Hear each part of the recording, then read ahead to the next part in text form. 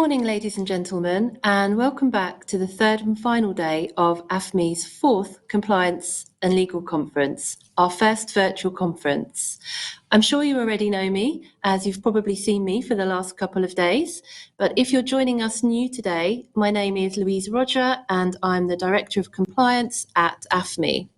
Before we begin today's programme, I've got just one practical technical point that I'd like to raise. Could I just ask you to have a look at the time zone slide, which you should be able to see on your screens. And what we're doing here is we want you to be able to participate in all the sessions that take place today. If you're configured to the wrong time zone, that might disrupt that. So if you're in the UK, particularly, please make sure that you are connected to the right time zone, and if you're in Europe or outside the UK, you can select your country specific jurisdiction. So just a quick reminder there. On the topic of slides, we've been using Slido throughout the conference. It's a great opportunity for you to engage and ask questions to the panel. You'll also be able to see the Slido details on the right hand side of the screen. There's nothing that you need to do, you don't need to download it. But if you would like to submit questions for the panels, questions for the speakers, please do that. And we'll also be running some polls. We've run some throughout the conference already. So if you have Slido, you will be able to engage and react to some of the poll questions from the moderators and panels. So perhaps if I'll just say some very brief words about the content so far. Over the last couple of days, we've had a really great opportunity to hear from industry experts on the two really key topics that we're all interested in. We've heard about the future and the evolution of the compliance function. We've had a great discussion on sustainable finance considerations. We had an expert panel on financial crime and AML priorities. We had a great outsourcing in financial services on-demand session. We were able to discuss and consider some of the current and future challenges associated with outsourcing. We had an excellent UK and French overview of regulatory enforcement, which was, I thought, very insightful. Another great session that's available on download. So please go to the on-demand section of the virtual conference and have a view of that when you're free. We've also discussed some of the key remaining Brexit concerns. And yesterday we had two excellent conduct and culture panels, one from a practical perspective led by those in compliance roles at firms, and then a senior leaders industry panel, which I hope if you joined you found useful. We also delved into ESMA's technical advice on the market abuse regulation review. And we had some excellent demand sessions on IBOR transition and recent developments in the world of data. Today, we're going to start the conference with a keynote address delivered by Verena Ross. Verena is the Executive Director at ESMA. And following the keynote address, there'll be a fireside chat with Tilman Luder, who's head of the Securities Market Unit at the European Commission. And Elisa Menardo will be joining Tilman for the fireside chat. Elisa is the Director of Public Policy, Europe and UK at Credit Suisse. And Elisa is also the chair of the AFME MiFID Steering Committee. Finally, we have some other regulators joining us today. We've got Stephen Hanks from the FCA and Patrice Agues from the AMF are joining the MiFID sessions. So please do stick around for those sessions. I'm sure they'll be very insightful. There's some fun things happening today too. So not sort of lastly, but not least, we'll be having a yoga session at 11 o'clock this morning, at 12 o'clock European time, instead of the usual coffee breaks. So again, an opportunity to energize and refresh for the remaining sessions of the day. What I'd like to do now is give the virtual stage to James Kemp, and James will be introducing our keynote speaker this morning. Good morning, everybody, and thank you, Louise, for your remarks and navigating us through what is going to be another exciting day of the conference in this new virtual format. And also, thanks very much for organising and working with the AFME team over the last few days to put on what's been a great event. Difficult in these virtual circumstances, but I think there's been a wealth of information and knowledge shared, which is always good to see with some fantastic speakers.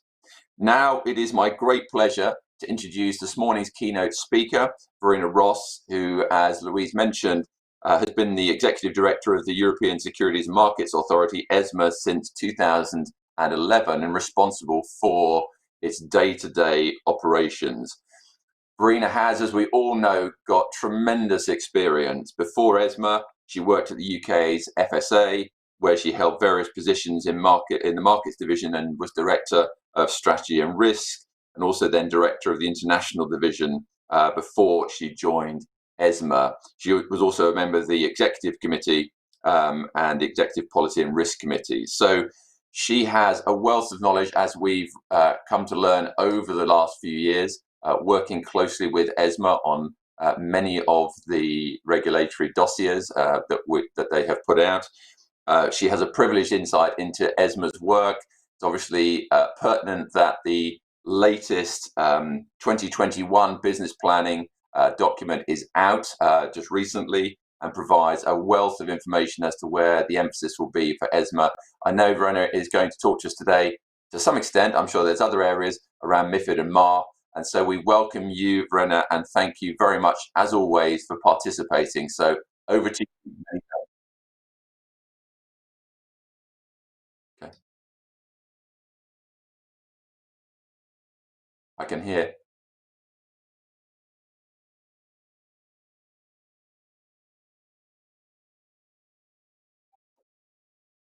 Fine, yes. So I think we just have a few moments here while Verena gets her connection back up and running. So a few areas that I would just like to cover off with people. We will be doing a Q&A at the end of Verena's session. So I would like it if people could use Slido to submit some questions on slido.com. That's always been a great way for us to get questions directly to the key decision makers in Europe. So if you can place your comments into slido.com, that would be excellent. One thing people may be contemplating is what are the main areas that ESMA wants to focus on over the next few years. Those are in the business plan, but as mentioned, we have had the MiFID quick fix, which has provided some insight as part of the recovery package going forwards.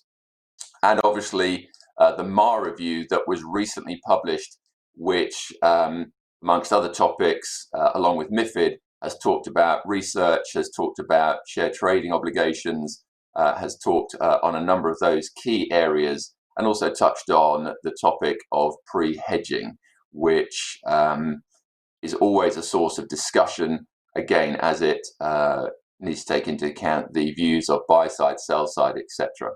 So those are some key areas that you may want to be contemplating as we move into this. As I say, we're just trying to get Verena back up and running and connected.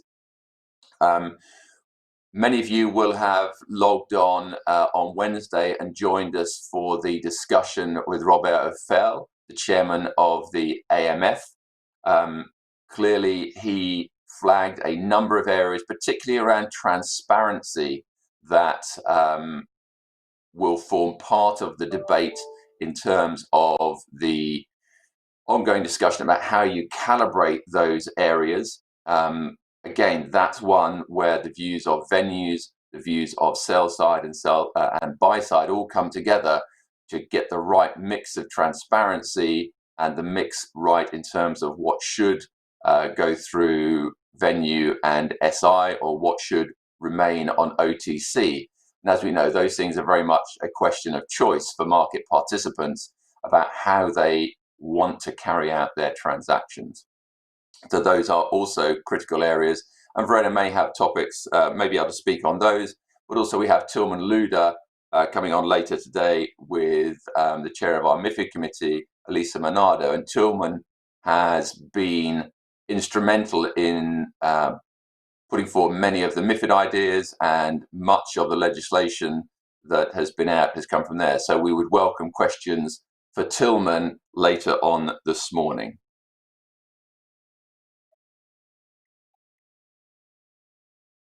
Okay, so just while people are waiting for Verena, just to let you know, we're going to take a short break let's call it a techno break while we try to get Verena back up and running. But please do, given what I've just told you there about the topics that we have, it will be great to see your questions coming in, and we'll join you shortly.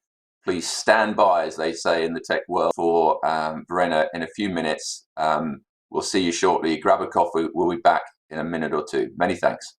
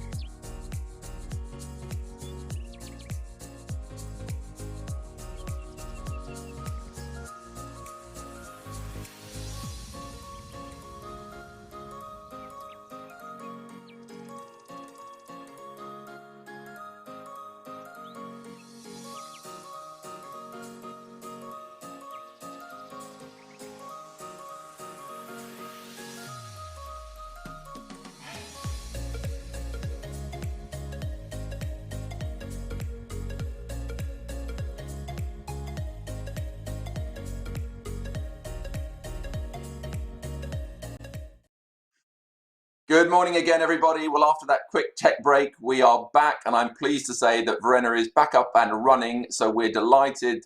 Let's kick off straight away in case we lose her again. Verena, over to you for your keynote. Many thanks. Good morning, James, and good morning, ladies and gentlemen. And I hope we will stay together for the next 20 minutes, half an hour. It's a great pleasure for me to be here with you on the 4th Annual European Compliance and Legal Conference, and I would like to thank AFME for inviting me to give this keynote speech, and very happy to talk to all of you today.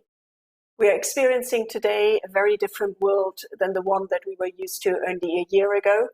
The COVID-19 pandemic has clearly changed the way in which we work, interact, and communicate, as is also shown by this successful virtual conference, even with a few technical hiccups. In light of these circumstances, I think no speech can omit the pandemic, which has had a significant impact on the economy and the financial markets. I would like to use this opportunity, therefore, to briefly look back at what ESMA has done in the last 6 months, both from a policy and from supervisory perspective.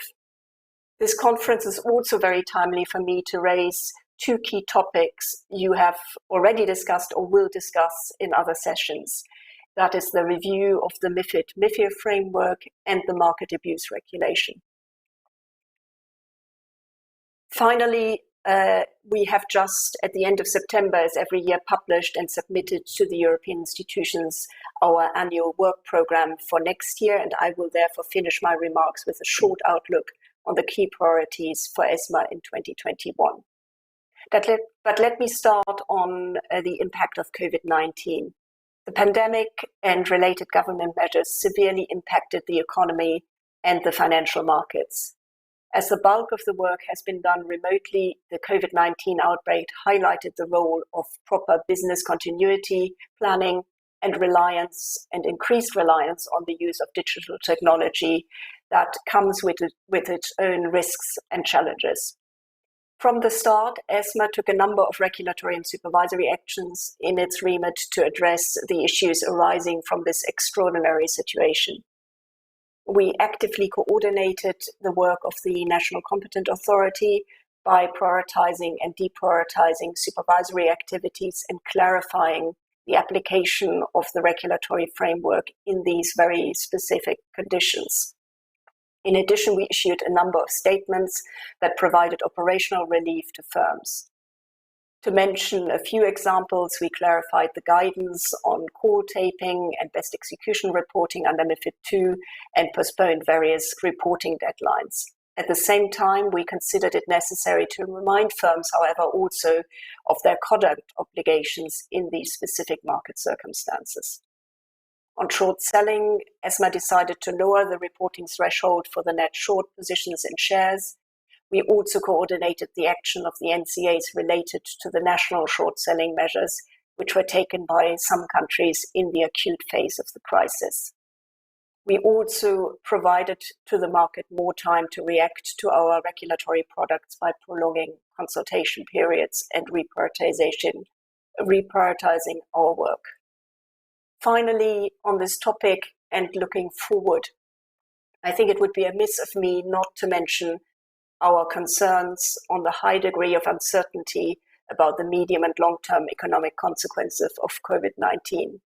This will lead to very fragile market environments going forward that could entail further possible market corrections and a deterioration in financial market liquidity. In this regard, we underlined in our recent Trends, Risks and Vulnerabilities report that financial markets need to prepare for a possible new round of stress and volatility. We continue to live in very unpredictable times, certainly.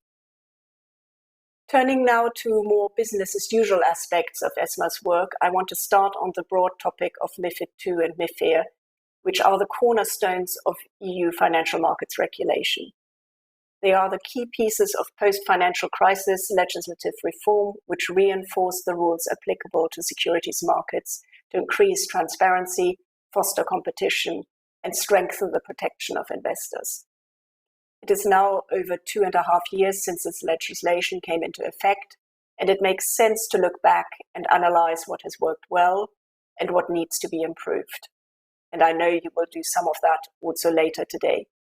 While this framework brought about significant advancements to the functioning and transparency of EU financial markets, it is fair to say that, as always, there are areas where further look is necessary at how the MiFID framework works in practice and whether the objectives of the co-legislators have actually been achieved.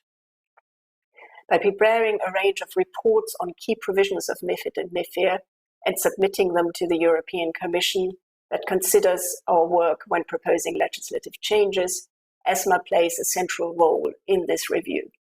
Of course, it should be noted that some more urgent legislative changes are already underway following the Commission's proposal for capital market recovery package, so the quick fix, as it's also called. In parallel, also the latest action plan will bring forward significant changes that will foster the building of the capital markets union. The reports by ESMA contributing to the MiFID review are wide-ranging and have been and will continue to be delivered to the Commission throughout 2020 and 2021. Without getting into too much detail, I want to highlight 4 areas briefly, which ESMA considers particularly important, and I also believe will be of interest to you in the context of the overall review. In our first report in December 2019, we assessed the development of prices for market data since the inception of MiFID II. Our conclusion was clear. MiFID II has not delivered on its objectives to reduce the cost of market data charged by trading venues and approved application arrangements. MiFID II requires venues and data providers to publish data on a reasonable commercial basis, to provide market data in a disaggregated format, and to make market data available free of charge 15 minutes after publication, aiming to lowering the cost of market data. While many trading venues stress that market data prices have been overall stable, data users and vendors complain about complex market data policies and overall higher costs for market data. Due to the mixed achievements of the market data provision, it appears premature to conclude that the current approach has failed completely and should be replaced by an alternative approach such as price regulation. Consequently, we proposed a mix of legislative changes and supervisory guidance to improve transparency and ensure that market data is provided on a reasonable commercial basis. In an environment driven by technological development, the demand for market data and its value is increasing, and it is vital that data users know what they are paying for. In 2021, ESMA intends to deliver guidelines clarifying its supervisory expectations on how the obligation to provide market data on a reasonable commercial basis should be applied. In addition to working on this supervisory guidance, we proposed a number of targeted legislative changes to either the Level 1 or to Level 2 texts to strengthen the overall concept that market data should be charged based on costs of producing it and disseminating the information. Creating an EU consolidated tape is the second point I briefly want to mention. The fact that the cost of data has not improved was also compounded in our view by the fact that no consolidated tape has emerged, which could provide live information on the price and size of equity trades. While MiFID II designed the requirements that would be applicable for a consolidated tape, it did not mandate the establishment of such a tape. Instead, it left the creation of one open to a voluntary market-led initiative, which ultimately did not materialize. For ESMA, the main reason why this did not happen are the limited incentives and commercial rewards to potential providers within the current regulatory framework, as well as possible competition by non-regulated entities such as data vendors. Nonetheless, we strongly believe that the creation of a real-time consolidated tape for equities would counter concerns about fragmented access to market data. In recommending the creation of a consolidated tape, we consider a few key factors that would be indispensable to its successful establishment. These include the mandatory contribution of high-quality data by trading venues and APAs, the sharing of revenues with contributing entities, and a strong governance framework. Ultimately, this is a task which will require substantial investment of both time and resources by all parties involved, but one which will benefit both brokers and investors greatly by providing a single source for price comparison. We therefore very much welcome the intention of the Commission to propose the creation of a comprehensive post-trade consolidated tape for equity and equity-like instruments that have been part of the CMU action plan just published. Let me move to another important part of MiFID-MiFIR, which is the transparency regime. Here, ESMA has put forward several recommendations with the aim to simplify the current complex regime while trying to improve the overall transparency for both equity and non-equities. For equity instruments, among our numerous recommendations, there is a focus on making targeted amendments regarding the transparency obligation for trading venues and specifically the double volume cap mechanism. The purpose of this is to limit dark trading by ensuring that the use of certain waivers does not unduly harm price formation. In particular, it sets out threshold limits for trading under those waivers. However, the process is, in our view, too complex. Therefore, we are proposing to simplify the regime and transform the mechanism to a single volume cap. Additionally, in relation to equities, we have recommended a clarification to the scope of the share trading obligation for third country shares to address potential challenges linked to access to liquidity pools. On the non-equity side, the percentage of bonds subject to real transparency is insignificant and remains so after MiFID II. This means that the introduction of transparency to EU bond markets has not really worked in practice as was hoped. To improve this, ESMA has put forward some options to address these shortcomings, in particular regarding the liquidity determination for bonds. Last and by no means least on the MiFID topic, ESMA is committed to ensure that investors can make informed decisions in an environment where they know that they are adequately protected. The broad suite of provisions which aim to achieve this are assessed as part of the review. I want to briefly just share ESMA's views on two key elements here. As mentioned earlier, some proposed changes to MiFID are being accelerated as part of the Commission's proposal for capital market recovery package in response to the coronavirus pandemic. One of the proposals includes to roll back the research unbundling rules and suggest that permitting the same provider to conduct brokerage and research will foster research coverage, especially for small and mid-cap companies. While we share the concern regarding limited SME research coverage, I should be clear that we have not observed any evidence which indicates that there is a reduction in research coverage due to these rules, nor any sign that they have had a specific detrimental impact on coverage for SMEs. On the contrary, we deem that these rules have had a significant positive impact on the pricing of the execution services and that they have addressed a fundamental problem of conflict of interest. So while we agree that we should work collectively on improving research coverage of SMEs, we do not believe this should be done by effectively making void this important requirement. Moreover, some of the thresholds being considered for when these services can be bundled again would basically not just target SMEs, but the large majority of listed companies. We hope that these views will be taken into account during the legislative negotiations.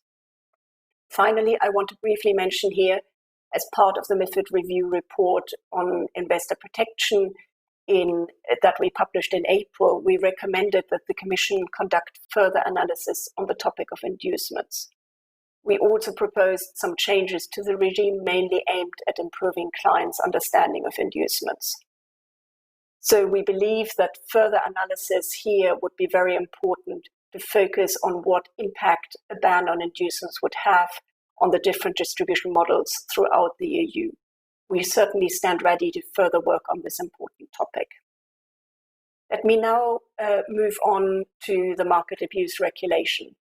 I know you've already had an in-depth discussion of this topic yesterday, but I thought it would be a good opportunity to highlight some of the aspects from our market abuse regulation review report that we've just published.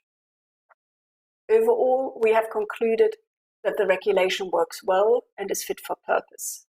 Consequently, the vast majority of the changes that we propose to the European Commission represent an evolution, taking into account the experience of its application rather than a revolution or radical overhaul of the framework. For example, we make proposals in relation to further guidance on inside information, clarifications on the market soundings regime, application of MAR by collective investment undertakings, as well as simplification in the area of buybacks and their reporting. We recommended no amendments to the general definition of inside information. We believe that the current broad definition is effective in preventing market abuse. We will, however, provide further guidance on the application of the definition as part of our Level 3 work in order to address some apparent difficulties in the practical application. With regards to the delay of disclosure of inside information, again, while we are not proposing any changes to level 1, we will further clarify the interaction with the prudential requirements.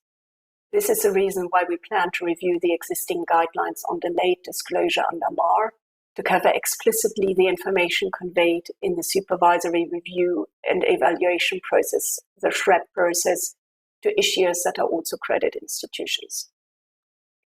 In addition, ESMA proposed changes to the legislation when the requirements of MAR were considered by market participants to be unclear, such as changes to the market soundings regime and application of MAR by investment funds. At the same time, we proposed simplifications to reduce the operational burden of the regime. Finally, we've decided to propose simplification in several aspects of the MAR regime, such as reporting mechanism on transactions on buyback plans. Before passing to another topic, I would like to highlight another important set of proposals we've made recently that are partially linked to the MAR review. ESMA finalized its inquiry into the so-called cum-ex and other multiple withholding tax reclaim schemes. Following revelation of alleged large-scale tax fraud schemes, ESMA was tasked to undertake an inquiry on this issue from the perspective of market integrity.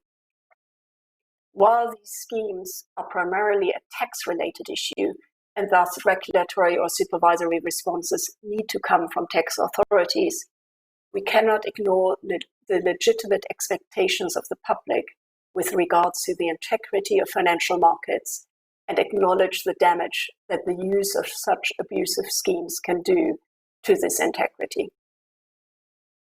As a result of the inquiry, as part of the MAR review, we have suggested legislative changes that could facilitate the work of financial supervisors in helping to identify and pursue such schemes. We have therefore proposed to the European Commission to remove the legal limitations for the national competent authorities to exchange with tax authorities the information obtained through their cooperation and information exchange mechanisms with other NCAs.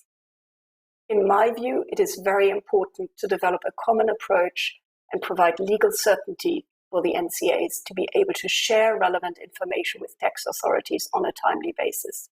Together with other recent measures in this area, I believe our findings highlight again the need for firms to have efficient control systems in place, like in the area of money laundering, in order to prevent and report possible illegal behavior. Before concluding, let me briefly look a bit further ahead and highlight some key ESMA priorities for next year, which we've just published as part of the 2021 work program.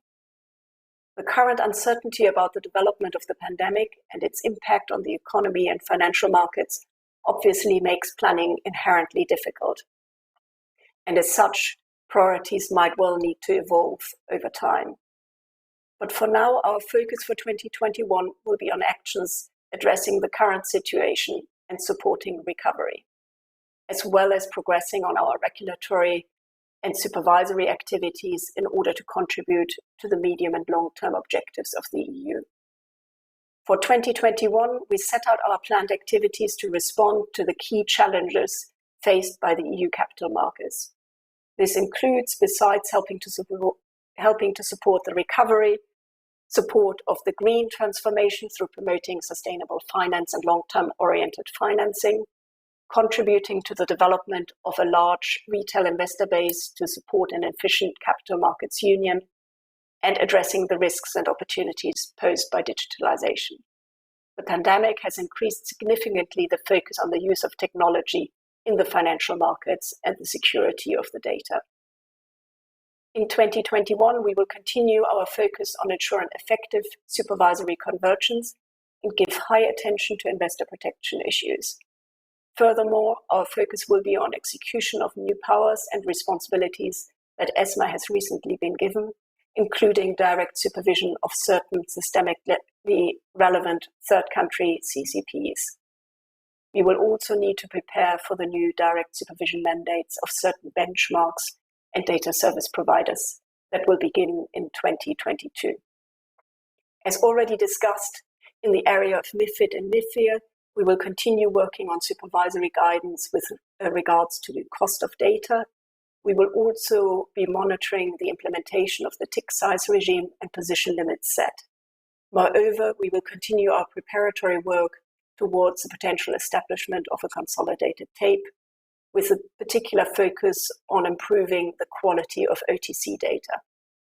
We will also continue providing advice to the Commission covering key provisions of MiFID/MiFIR, for example, in the provision relating to algorithmic trading or the functioning of OTFs, on which we just published a paper for consultation. Finally, with so much happening regarding new or changing legislative frameworks, and with the EU still in crisis recovery mode, one would be forgiven for forgetting that the story of Brexit continues and will reach a critical point at the end of the year. While the outcome of the ongoing trade negotiations remain uncertain, either way, that will not change the fact that from 1st January 2021, UK firms will no longer have unfettered access to the single market. We have spent much time as the market and the regulators over recent years preparing for many different Brexit scenarios. But it remains important that all market participants finalize their preparations for this change and manage any possible disruptions effectively, in particular by keeping customers informed of any impact. We are confident that the potential financial stability risks have been mitigated, in particular through the recent equivalence decision, which permits continued access for EU clearing members, to UK CCPs. However, despite all these preparations, certain disruptions at the end of the year will probably be inevitable, but should be manageable if market participants are comprehensively prepared. In 2021, we will obviously continue to work with other European bodies on the future relationship with the UK regarding financial services. Ladies and gentlemen, let me conclude. Despite the large number of challenges stemming from the pandemic and Brexit, the financial system has recently shown a good level of robustness to withstand the shocks. While in the short term, we might need to prepare for possible further market volatility and disruption, our focus at the same time needs to be on the longer term and the main objective of building an efficient capital market union that works for the European economy, supports recovery, green transition and digital transformation, supports competitiveness, but at the same time provides adequate protection to investors. For me, effective regulation and supervision of the financial markets, amongst others, through further development of MiFID and MAR frameworks and their efficient and consistent implementation, is one of the ingredients to making the CMU project a success. And with that, let me finish here. Thank you very much for your attention. Fantastic, Verena. Thank you ever so much, as always. And you've once again demonstrated your tremendous grasp of the vast quantity of topics that have perhaps grown in ESMA's last 10 years under your leadership. A few questions, if I may, that I would like to touch on. CMU, these sorts of areas, you've touched on the supervisory convergence question. Going forwards, as we move into that, do you see greater alignment between the different NCAs, less delegation to national competent authorities, more centralized guidance, etc., coming out of ESMA? How do you think that may pan out the next few years? Indeed, supervisory convergence and the kind of greater coordination, cooperation, and consistency of supervision at national level is one of the key focus points for us. It has been for the last few years, and it's clearly further increasing. And the new changes that have come with the new ESMA regulation have also put further emphasis on this. And we are in the middle of trying to implement that and making sure that we collectively, as the NCAs, the national supervisors, together with ESMA, have a better common view of what are the key risks in the market, where are there potential issues, because we have different approaches, and how can we make sure that we consistently and commonly assess those things and react to them and deal with them. So, for example, we've done a lot of work over the last 6 months in the area of investment funds, which was clearly one of the areas where there was a lot of stress due to the COVID crisis. We have collected data centrally at ESMA, trying to look at what is happening in the different national markets. We've worked together to try to ensure that we take common actions. We have identified that we need greater consistency, for example, in the implementation of liquidity management tools by funds, and all of that will be a key priority for us moving forward. But that is just one example. We've also fundamentally strengthened the way in which we will do peer reviews. A first example of that is the peer review we are currently conducting on the Wirecard case, but there's generally a number of areas where there will be greater strength and greater convergence push over the next few years. That's great. And actually, you beat me slightly to the punchline there, because one of the things we obviously see with digital finance, the emergence of new players in the market, is this slight blurring between what we might call markets regulation, and you also touched on the tax questions with the CumEx, etc., and financial crime. How do we see that sort of better or more integrated approach, perhaps, but as we see these new entrants into the market across things like financial crime, markets, etc., to ensure that we have a holistic view of some of the new entrants in the market? I think that's one of the key challenges, clearly, for us as regulators and supervisors, where we really need to try to be more proactive. I think it's a number of different things that we need. One is expertise. These are also genuinely new areas where we don't necessarily have the right knowledge and capability base.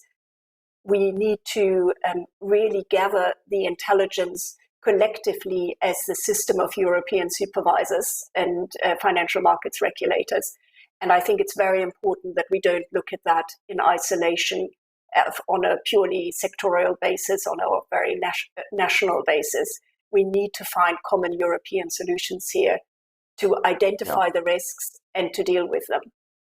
At the same time, and as you mentioned, the tax issue, it's also about good information sharing, even beyond the financial services narrow remit, with other authorities that are working on security, IT, technology type sectors.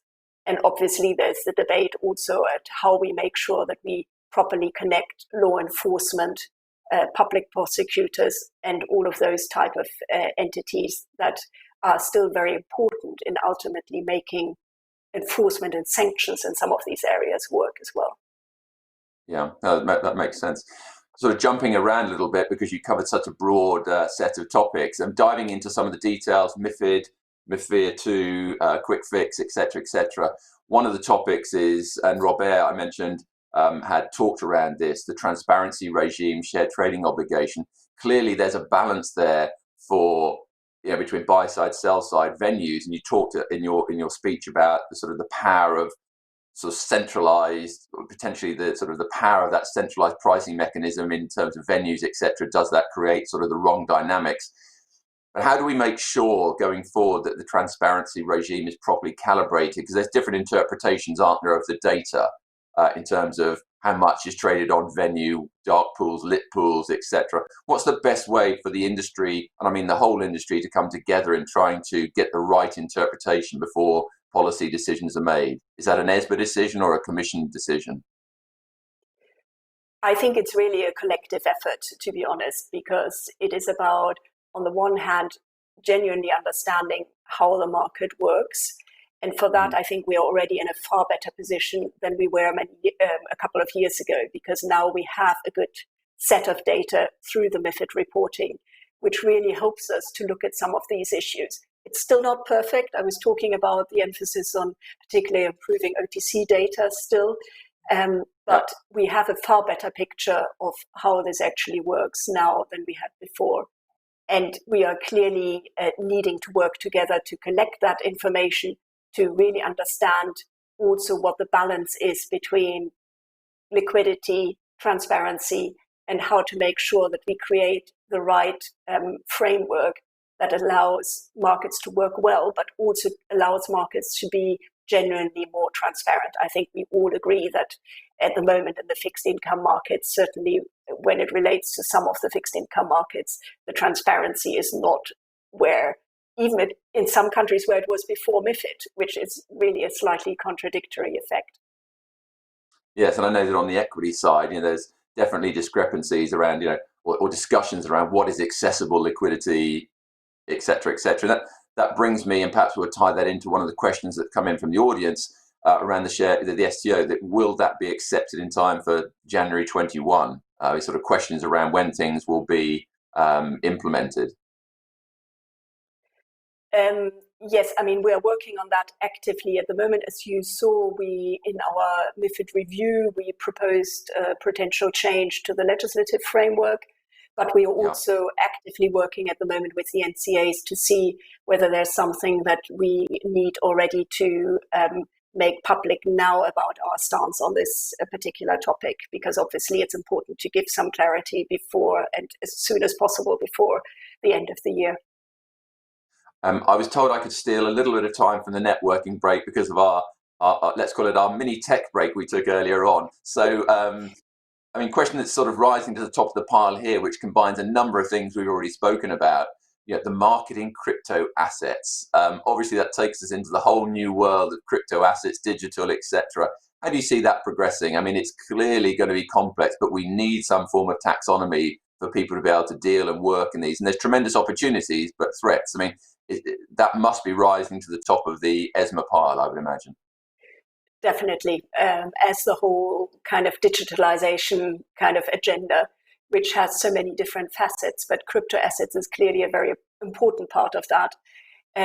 Here we are working also very intensively with EBA, with the Commission, with others, because again, it's not easy to kind of split these things into neat piles of our current regulatory framework. On the crypto assets itself, there's obviously the legislative proposal, which has now come from the Commission in relation to that, which follows up many of the recommendations that we have made about greater clarity of how some of the existing legislation applies to crypto assets, but also how some of the crypto assets that don't currently fall into the regime, how do you deal with them and what do you do? So this is something we will spend a lot of time on. We've got a number of specific mandates for technical standards under that legislation proposal, and clearly we'll see how that develops over the negotiation process. But in the meantime, already we're actively working with the NCAs to look at specific examples of crypto assets when it comes to prospectus approval, fund investment, kind of secondary markets trading, and all these type of aspects. Yes, I mean it's very complex, and whether to the extent to which existing regulation can be used is obviously probably a better way. But of course, there will be extensions to the regulatory perimeter, I'm sure, and that's going to be a question mark. Ranging across the Atlantic here, question coming in from the audience, which is again, I suppose, about coordination, which is ESMA's coordination efforts with the US regulators. How is that progressing? We've seen various equivalence type discussions going on. Where are we with those sort of discussions now, Bruna? So we have a very lively and intensive exchange with our US counterparts, in particular the SEC and CFTC, clearly. And there it's in a number of different fora. On the one hand, you have the international dimension of the international regulatory bodies, IOSCO, FSB, where we very closely work together on trying to find global common principles. But then it goes into very specific bilateral discussions as well on particular topics. I would just highlight here in particular the discussion with the CFTC on the CCP supervision and how to ensure that also the US CCPs that are providing services in the EU provide information to ESMA to be able to continue monitoring their activity. And at the same time, obviously, clearly rely on the CFTC as the home regulator of those entities. But there are wider issues around trade repository reporting requirements, for example. How is that done with the SEC on CRA supervision? We are probably the two main jurisdictions that supervise the global CRA, so a lot of interchange there. There's a lot of very active and regular discussion. Very good. I'm conscious I've taken my 5 minutes and I've taken up your time, Verena. I would like to say a huge thanks from AFME for all the work that you do at ESMA, and for the fact that you've been willing over the years to engage with us. I realise there are changes afoot within ESMA and for you as well. So perhaps it won't be in your current role that you talk to us at future AFME events, but I very much hope that it will be in some capacity somewhere in the market, of which I'm absolutely certain. But a huge thanks from AFME for all of these interactions we've had over the years. And we wish you all the best in whatever the next things are. I realise things haven't changed yet, but best of luck. But thank you again, Still Verena, a bit of time to go. Exactly. Thank you very much, James. As we know. Thank you very much, Verena, and have a good day. Thank you, everybody. Thank you very much. And we'll now move back to Louise.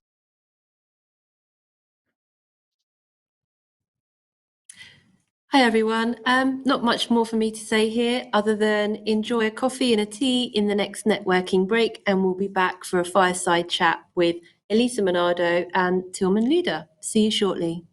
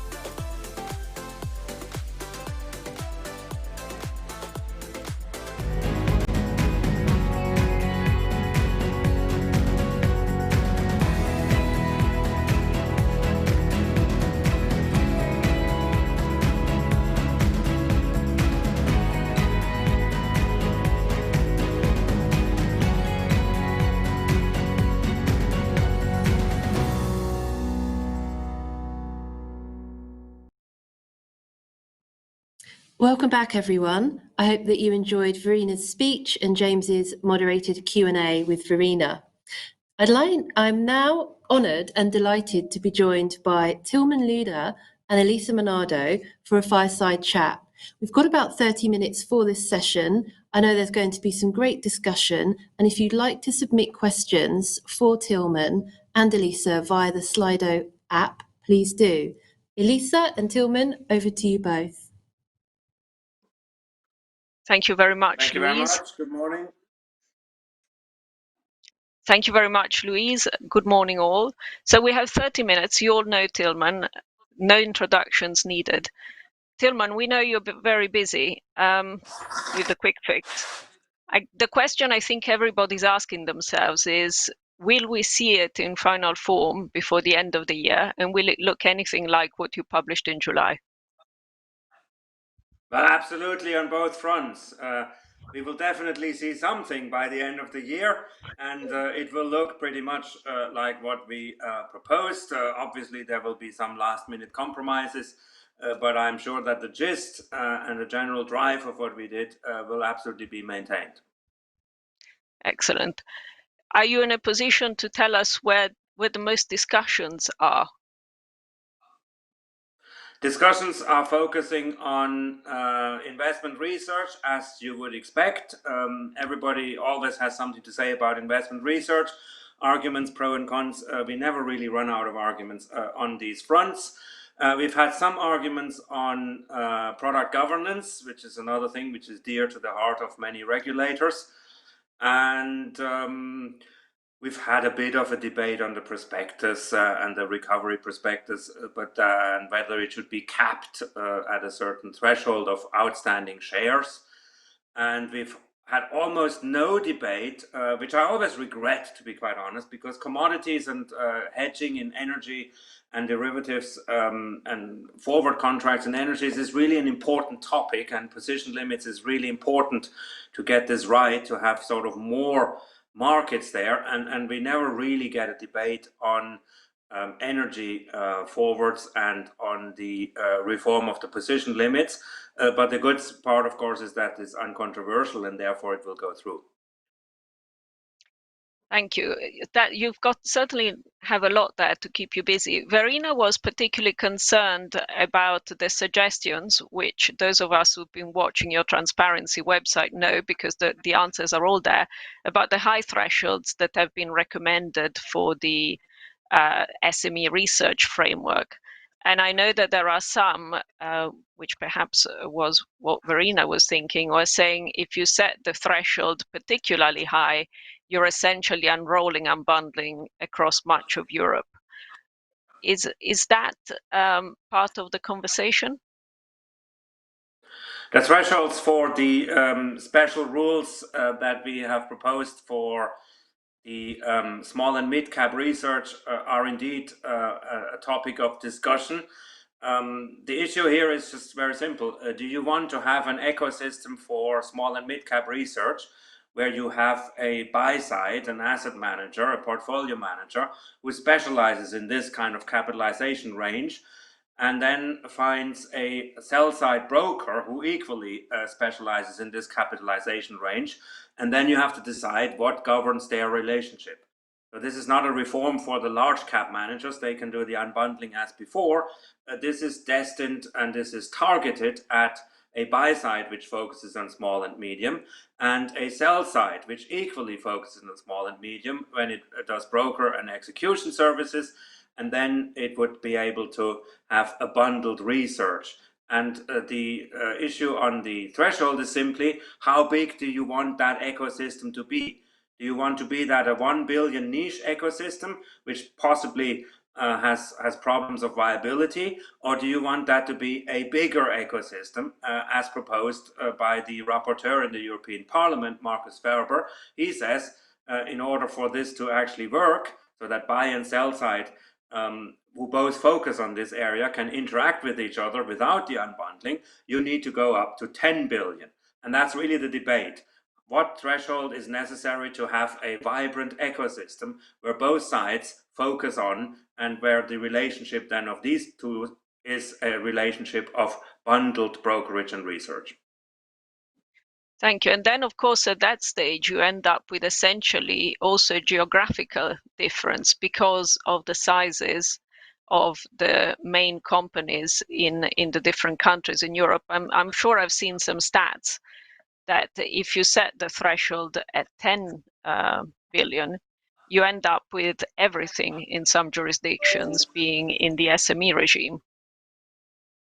Well, I think the 10 billion is a fruit of looking at the sort of growth markets in many countries. We have AIM, for instance, in the UK. We have First North in the Nordics. We have another market in Germany. And when you look at these figures, you have companies up to 8-9 billion market cap which are listed on these growth markets, so away from the main markets. And I think that what really motivates Mr. Ferber's proposal for a higher market cap. If you look at companies on such markets, you get the higher capitalization ranges.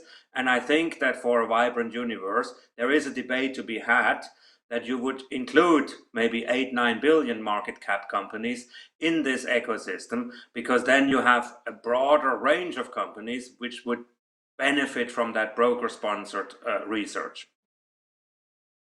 Thank you. So that's on the equity side. But of course, your proposal went further than equities. It also looked at research on non-equity instruments. What's your thinking there? Well, on non-equity, and I think we're not supposed to use that term anymore. We're now supposed to specify what we actually mean by non-equity, because it's a bit of a catch-all. So by that we mean essentially fixed income research. There we have come to the conclusion that the inducement angle is much less prevalent, or might not even be prevalent at all. And therefore we would propose that an extra accounting for the income that is consumed for a fixed income trader would no longer be necessary. And I want to be also very clear on the philosophy behind our proposal. The starting point of our proposal is always the trade execution. So we look at who executes the trade, and then you decide whether the research component has to be bundled or has to be unbundled, or whether an unbundling was not necessary. So if you look at a sort of equity trader who trades on commission, it's clear that an unbundling was necessary, maybe with the carve-out that we discussed just a minute ago. And if you look at a fixed income trader who trades against a dealer, and the only issue that he has to pay here is the spread, and if the spread is the product of the competitive interplay between many dealers quoting, then obviously there wasn't a research component which was bundled in there, and then there wasn't anything to be unbundled in the first place. And if that is true, then of course an unbundling requirement for fixed income doesn't make a lot of sense if you look at it from an inducement angle, because you are not induced because there was no research in the spread. I'm very glad to hear you say that, because it's certainly something that AFME has been explaining around Europe since, I think, at least 2014. So it's very good to see that now reflected in the thinking of policymakers. Talking about bonds, the main quick fix proposal, which I know we're not supposed to call quick fix, the capital markets recovery proposals, also looks, as you were saying earlier, at potentially relaxing product governance requirement, where it's been shown that they have inadvertently stopped corporate bonds reaching retail investors. Now we've seen, as you were referring to the proposal by Mr. Ferber, he wants to go further than that and include perhaps in the relaxation all simple bonds and listed equities. In your view, is that where we're likely to end up? And isn't there a risk that if the drafting is very high level, the bonds that you identified had a problem still potentially suffer for that problem at the end of the changes? Well, there is indeed a debate now, which comes from two different angles. You're absolutely right. There is the angle in the Ferber report which says that product governance really should be reserved for complex products in the sense of products that are difficult to understand. They might, and our proposal was to say that product governance shouldn't really cover products which are really very good for retail investors. And the case in point that we tried to make was the bond with the make-whole clause, where even in case of early retirement, and if the issuer exercises the call option, he would still owe the net present value of all the missed coupon payments. So our philosophy was, if a product is clearly designed to be beneficial for the investor, to compensate him for the early call, then this should not be product governance, because it's a really good product for the retail and it should come to retail without any additional admin burden. And Mr. Ferber takes a slightly different approach. He says if the product is easy to understand, it should come to retail. And I guess the consequence of this approach would be to say that all products which are easy to understand, or which are allegedly easy in terms of construction, they should be not subject to the product governance, because that's just administrative burden. Now, the philosophy is indeed linked, to my mind at least, to the issue whether the product can be sold execution only or not. If a product in any case can be sold execution only, most of the product governance would not apply, because execution only is a sale without even a appropriateness test. So philosophically, I think we come from two different angles on this, but ultimately I think the negotiation will reveal whether we say it's the sort of structure of the product and the fact that it could also in theory be sold execution only, which is the main criteria for this product to be not subject to product governance, or whether it is the sort of fact that this product is manifestly designed and good for retail investors, and therefore should not be subject to product governance, because that would just be a layer which is not necessary, because the product already is targeting retail with that make-whole clause. And possibly, to make it even more confusing, because I think that ultimately this is always what's going to happen, we could marry the two approaches. We could say maybe plain vanilla bond plus the bond with the make-whole clause, because we could marry the two philosophies, and then we have two things which are exempt and therefore have more retail access.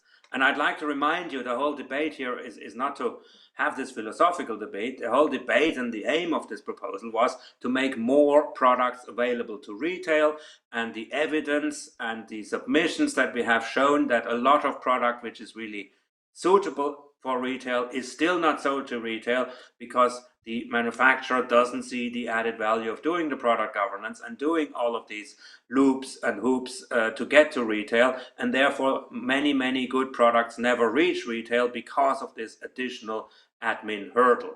And we wanted to remove that hurdle to get more products to retail. Well, let's hope the pragmatism prevails, because as you see, as you were saying, the aim of the package is indeed to get more suitable products to savers on the one hand, and second, to mobilize the very significant amount of retail savings in Europe to help the recovery.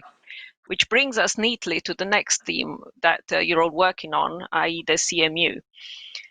In the CMU, one aspect that we know is being looked at is whether further changes need to be made to how retail investor regulation is titrated, you would say, if it was a medicine. Some people consider that sophisticated investors end up not having access to products that would be suitable for them because of how the current regime is organized. Do you think that you'll reopen client categorization when you look at the MiFID review next year, or is that too big a revolution? No, I think that this is an early reform proposal to get some sort of flexibility into the system and to make some early changes which we think can be achieved in a consensual manner and have an immediate impact. And then there will be the more holistic review. I had the hope, I can't deny this, I had the hope that we would get much more in the early review and to sort of have a much more streamlined system in the early review, because it's now that we need to recapitalize companies. It's now that we need to have more retail participation in that recapitalization process, because it's now where we have the crisis. So obviously we would have liked to have more and more thorough reforms in the immediate future, but a lot of the things were not possible because we did, on the other hand, apply the consensus principle. So we didn't want to have an endless negotiation in Parliament and Council and then have no effect at all. So we carved out a lot of stuff which we could not achieve an early consensus on. So I think client categorization, the entire issue about who qualifies as an elective professional, should we have another category of semi-professionals? We could see from the early debate amongst stakeholders, by the way, it's not just always in the council, that there was no quick consensus to be achieved here in adjusting some of the thresholds, the frequency threshold for investments, for instance, for the elective professional. So we have deliberately parked that because we wanted to have quick and early results. But the consequence of this is that indeed these issues then will be revisited. They will need to be revisited as part of the more general MiFID/MiFIR review in the spring of 2021, which will then possibly lead to another package of reform in the autumn of 2021. Which so if we're now looking at a MiFID review that includes investor protection, though I know that there are a lot of philosophical debates as to where client classification sits, does it mean that you'll also pick up the point that Verena emphasized earlier, i.e. that it is time to look again at inducements?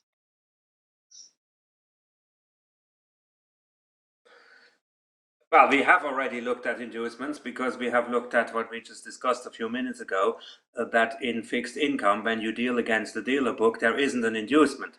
So we have actually looked at inducements very carefully, but I think what we will be looking at is the status of research in general.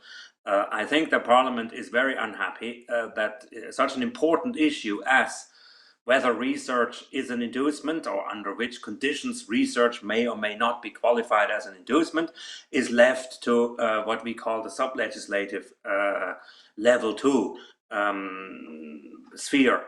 I think the Parliament is very unhappy that strategic decisions for the capital market union are left to the level 2. I think this is a clear signal that the Ferber report gives, that the Parliament would like to be more involved in the definition of how we organize coverage for our companies.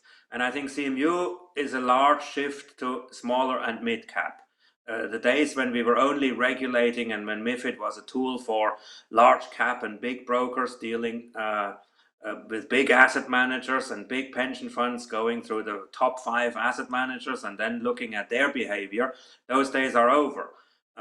In the era of CMU and in the era of looking at the EU 27, we'll be looking much more at the mid-cap ranges, at the smaller cap ranges, and we will look at asset managers, portfolio managers active in that sphere, interacting with brokers who specialize more on that segment, because that is the majority, as you rightly pointed out at the beginning of our conversation. That's the majority of capitalization that we have in our member states in the EU 27.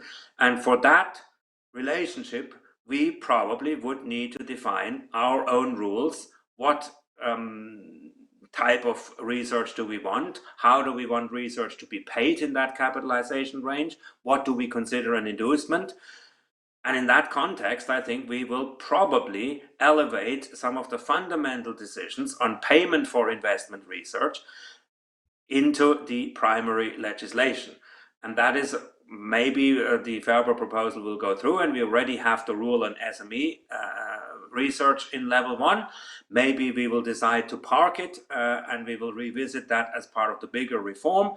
But what I can be relatively confident is that we will have more democratic debate on how we want to have research, how we want to have research paid for, and what kind of other schemes we would want to initiate to increase research into these smaller capitalization ranges, such as exchange-sponsored research, maybe even issuer-sponsored research.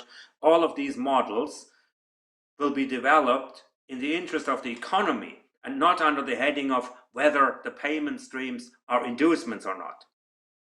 So I think this inducement debate on research, in my view, has been the tail wagging the dog. We have looked at how you pay for it, and therefore we indirectly defined the ecosystem for research. I think what will happen in the future is that we will look at the ecosystem of research as a value in itself, and we will define the parameters on how research will be supplied in the EU 27. Thank you. Initially, you had thought, I think, of the MiFID review mostly as a market structure review for 2021.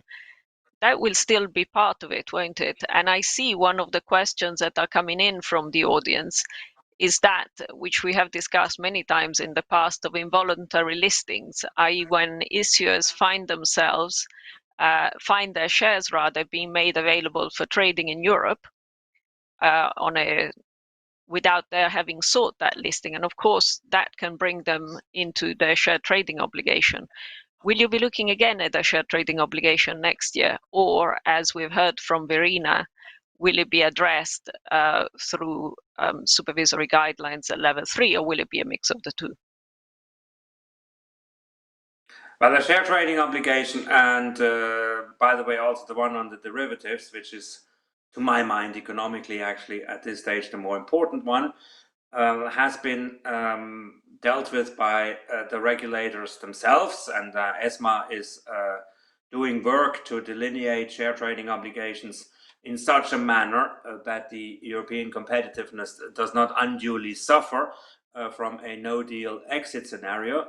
So I think that work has our strong support, and that work does take care of most of the sort of friction that would otherwise arise if the share trading obligation was applied in a sort of very undifferentiated way. So ESMA has given us a lot of guidance on what is in the European trading obligation and what is not in the European trading obligation. And the laudable aim of that guidance was indeed to exclude friction as much as possible so that investment firms could trade freely in the main centers of liquidity. We would be hopeful, by the way, that the United Kingdom now finally also looks at their share trading obligation and reciprocates the valuable work that ESMA has done, because the share trading obligation also causes friction in the other direction. So that should be work that should have been announced a long time ago by the FCA in the United Kingdom. We have done our part, we have minimized friction. And therefore, I think it's now time that the UK also does some forward-looking and sort of friction avoidance type measures. To the issue about involuntary listings, this is essentially a polite form of saying, is the share trading obligation triggered by a trading in a share without the issuers having actively sought that form of trading because they have not listed. And I think that from the EU perspective, we don't have that many cases of, in inverted comma, involuntary listings. I mean, the involuntary listings, in the sense that a share is traded without a formal admissions, is really on the UK side. So they would have to look at whether they would have a share trading obligation, which is defined by the involuntary listings, i.e. the trading on lots of platforms of shares which are not actually admitted on an exchange in the United Kingdom itself. In the European Union, we don't actually have that phenomenon. We have the shares of the European issuers which are traded on European exchanges because they are admitted to those exchanges. And then if they have secondary trading platforms, these platforms replicate what is admitted in the Union. So the involuntary listing phenomenon, yet again, is a UK one, because in the UK you have lots of trading in shares which are not admitted, which are not, in inverted comma, on the sort of national list of the FCA. The person who raised the question actually referred to US securities being listed on Deutsche Börse or made available for trading without the American issuer having raised it. Certainly, that's an issue that I remember looking at in the context of Samsung and Apple and Facebook at the time that the share trading obligation came in. So maybe it's a more common problem. Yes, but I think that this is like a yes, but this is an old hat. We've solved that a long time ago. We've a long time ago said that if these shares are dealt with on these secondary platforms in an infrequent and ad hoc manner, it wouldn't trigger the European trading obligation.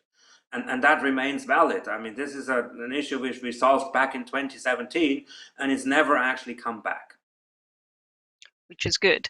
Will you also be looking at transparency? We've seen all the reports from ESMA. Do you think that will be evolution or revolution?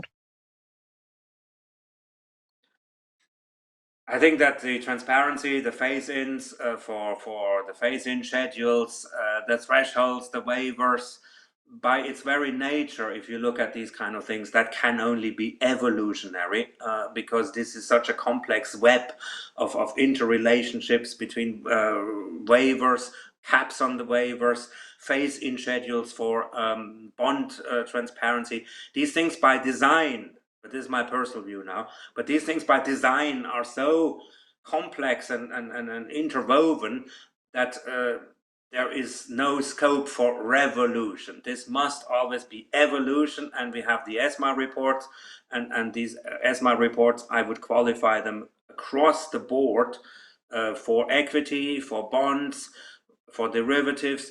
They are all evolutionary. They are clearly in the evolutionary camp. I can see nothing revolutionary in any of these reports, and we will be taking them into consideration when we do the MiFID and MiFIR reform. But I think the most important part of that reform is that we will have to have a sort of plan. We will have to have a vision once we know how the relationship between ourselves and the UK is organized at the end of the year. We will have to have a clear plan on how we organize capital markets within the Union. What kind of trading systems do we want? What kind of competition do we want? And that, for me, the pivot around which all of this turns is the creation of the consolidated tape. I mean, that is the one thing which will hold the European landscape together, and that is the one thing which, for me, is the objective benchmark where you can measure success of an EU 27 capital market union. If we manage to do a decent tape, if we manage to create decent transparency between all the different European venues, if we managed to use the tape as a tool to make these markets attractive and competitive so that people want to come to Europe, they want to trade because it's a good system, it's a transparent system, it's a fair system, then we will succeed. So look out for the tape. That is the sort of benchmark for success. Thank you. I was just about to ask you, do you envisage working on it next year, and when do you think we might see the first practical impact of the work that you'll be doing? Well, we have the study. You've read in the Financial Times that the study is out there now. It will be published. Everybody will be debating it, and the sort of recommendations, together with all the workshops that we've already had on this issue, will certainly be one of the sort of centerpiece of that impact assessment, which we will be launching next spring in designing the EU market infrastructure for the future.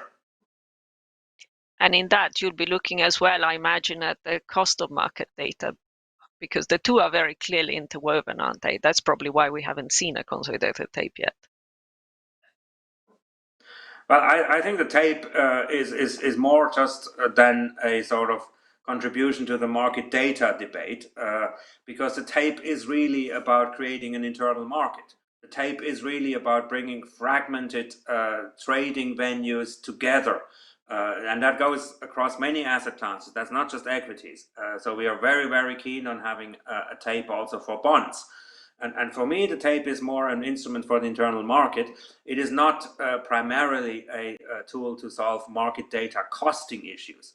And also, it's very interesting to see that the tape doesn't actually have to be terribly expensive. That's the one thing which struck me at the report, and we'll have to analyze in details the premise on what this is based. But the tape can actually be supplied at a sort of very, very competitive cost. And if that is really true, then indeed I'm very surprised that we didn't have a tape. And then indeed I'm very surprised that nobody has actually made available tape, if this is just a question of a double-digit million figure. And then indeed this tape will be happening in relative isolation of the market data cost debate. And the market data cost debate is a totally different arena. I think there you will soon see ESMA putting out first guidance. They will put out guidance on cost-based pricing. They will put out guidance on non-discriminatory pricing, about objective client categorization. So there again, this is not a revolution. These are incremental steps to get some clarity into the data fee schedules, into the pricing policies, and there will be a slow, gradual move towards making this more transparent, more understandable for the consumers of the market data, and we will be seeing where this sort of process goes. There is no sort of silver bullet where the legislator can just twist a few levers and say, look, we've solved the market data problem. That's not going to happen. I think that is an evolutionary process, and slowly all the parties in this debate need to be brought to the table. We once wanted to have a forum on this. Nobody took us up. It's very strange. Where all of these things were discussed. Well, now ESMA is doing it. ESMA is putting out some guidance. And I think we will see how this works, and we will see that maybe people around this guidance will come around a table and be more consensual about the payment for market data. Thank you. Each of But the there's no legislative quick fix for this. I want to be very clear. Yes, absolutely. And in fact, I was thinking that on each of the subjects that we've addressed this morning, we could carry on for the entire day. But that's not the way Louise has planned this conference. Thank you very much for taking the time to explain how you're thinking about these issues. No doubt we'll carry on all of those conversations, and I look forward to that. Thank you very much, Thank you very much everyone, for having and me. we'll pick up the details. And bye-bye. Thank you, Tillman, and thank you, Elisa. That was a very insightful discussion on some of the key MiFID issues. And Elisa's absolutely right. We're going to be picking up on a lot of the MiFID content later on today. And our next panel will be on some of those investor protection topics. And then later in the day, we take a closer look at some of the MiFID market structure considerations. Right now, we're going to take a quick 10-minute break. So please go and get yourself a cup of tea or coffee, and we'll see you back here in 10 minutes for the first MiFID panel of the day. Thank you.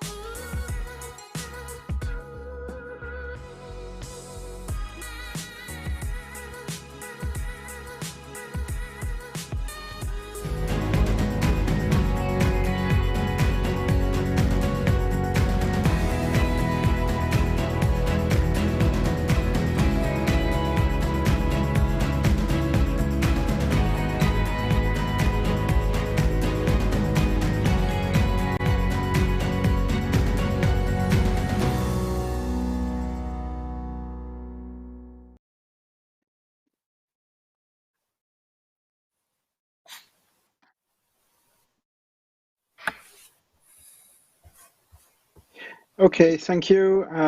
Good morning, everyone. I'm Frédéric Lacroix, a partner at Clifford Chance, in charge of the financial regulation practice here in Paris. And to start, let's take stock of the review of MiFID II and MiFIR frameworks. And in February this year, the EU Commission launched its long-awaited public consultation. And the consultation paper sets out 4 priorities for review. One is the establishment of EU consolidated state. The second topic is investor protection. So third is research unbundling rules and SME resource coverage. And fourth, commodity markets. The consultation closed in April and received contributions from a fairly high number of respondents. And the consultation process also takes place in parallel with other public consultations launched by ESMA on several other topics surrounding MiFID II. Feedback to all consultation documents will fit into the Commission's work on the preparation of prospective legislative amendments over the coming months. But given the wide scope of such series of consultation, the first question we can ask ourselves is whether actually MiFID or MiFID II framework needs a profound refresh. And here comes the first question I want to ask to the audience, and which is pulled out from the Commission's consultation paper itself. So the polling question, please. Yeah. Do you agree with the statement appearing on the screen? The EU intervention has been successful in achieving or progressing towards its MiFID II MiFIR objectives, being fair, transparent, and efficient and integrated markets. Please use one of the 3 following options: agree, disagree, or neutral. And you will have a couple of minutes to respond whilst I'm now introducing our distinguished panel. Starting with Rachel. Rachel is the European Head of Regulatory Change at Royal Bank of Canada, and she's responsible for identifying, assessing, and advising on markets and business conduct development impacting our bank's businesses in Europe. Martin is the Managing Director in the Global Public Policy team at BlackRock, based in London. Martin engages with policymakers and clients on policy and regulation relating to investor protection and distribution, retirement, and fund structure in Europe. Last but not least, Simon is an executive director in the Group Public and Regulatory Affairs team at Standard Chartered Bank, where he specializes in market and conduct-focused regulations, including, among other things, MiFID, MiFIR, of course, MAR, PRIPS, and BMR. So let's now look at the result, if there are any. Not sure we have any result at this stage. No. Yes, neutral. Neutral. Any comment from our panel? Martin or Rachel or Simon? Is it what we want to expect? So, yeah. So taking from there, I will introduce the first question to the panel. So proportionality in the calibration of MiFID II requirements is a key concern which has been highlighted in the consultation. And it's fair to say that MiFID II does not show much flexibility on certain topics, and such as notably product governance, which has been quite discussed actually with Verena and Tilman Luder a moment ago. And notably as regards issues with respect to end investors, whether we should distinguish wholesale and retail markets, primary and secondary market practices, as well as the type of product concerned, complex and non-complex products. Simon, to start with you, what is your opinion from a sales side perspective? Do you think, like Marcus Ferber in particular, that products easy to understand by retail investors should not be subject to product governance rules? I think that the idea that the products that are easy to understand by retail investors shouldn't be subject to product governance rules is a good starting point. I think more generally, I think proportionality is probably the key word to consider here. And actually, I found the poll response that we got there was quite interesting. I think the prevalence of neutral answers either indicates an excessively cautious audience in answering the responses, or a recognition that actually across the breadth of the scope of MiFID, you've got a number of different requirements which are calibrated to varying degrees towards different target markets, and you've ended up with something that tries to be one size fits all and ends up not necessarily fitting everyone. From a sort of wholesale sell side perspective, I think that the default response would have to be that the product governance requirements are excessive for the products that we are producing and for the markets to which we are directly selling those. Obviously, there is a concern about the onward distribution to retail investors, but that's not necessarily the way in which many of the products that we are trading are used or are intended to be used. If I were to characterise MiFID II and the investor protection approach in one way, and I think this is probably a topic that we may come back to in further discussion, the default assumption is it's got to be designed for the sort of absolute inexperienced retail investor, with the protection of those investors as paramount, and then everything is based on that as a model, and then pulls back from that to remove certain requirements as you become more sophisticated and less retail focused, which is a sensible approach as far as it goes, but it does mean that there's a lot of residual requirements that still exist, or a lot of ambiguity in some cases around the application of requirements for wholesale sell-side activity, which I think in an ideal world we would like to see removed. Well, many thanks, Simon. And Rachel, what do you think? Do you want to comment?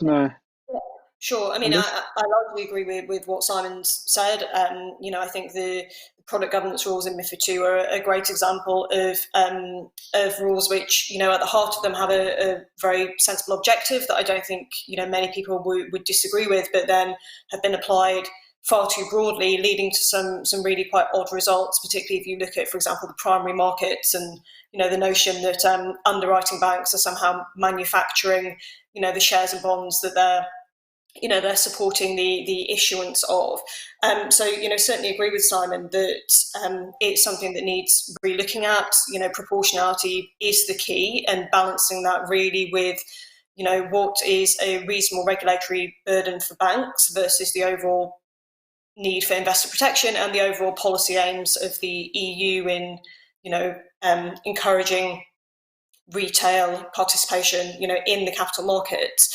I think separately, we also have to, think about, yes, that there are those questions around product governance, but also more broadly, there is, I suppose, what almost feels like a parallel piece of work, looking at then incorporating ESG factors into the product governance piece, which brings with it a whole added degree of complexity. So I think, one of my, concerns here would be that when we're looking at the product governance framework, or when the EU are looking at it, it needs to be looked at in totality to avoid having a series of different changes, which just ends up adding more operational burden and complexity for firms in, making a set of changes and then 6 months later having to incorporate something else. Yeah, sure. That's understandable.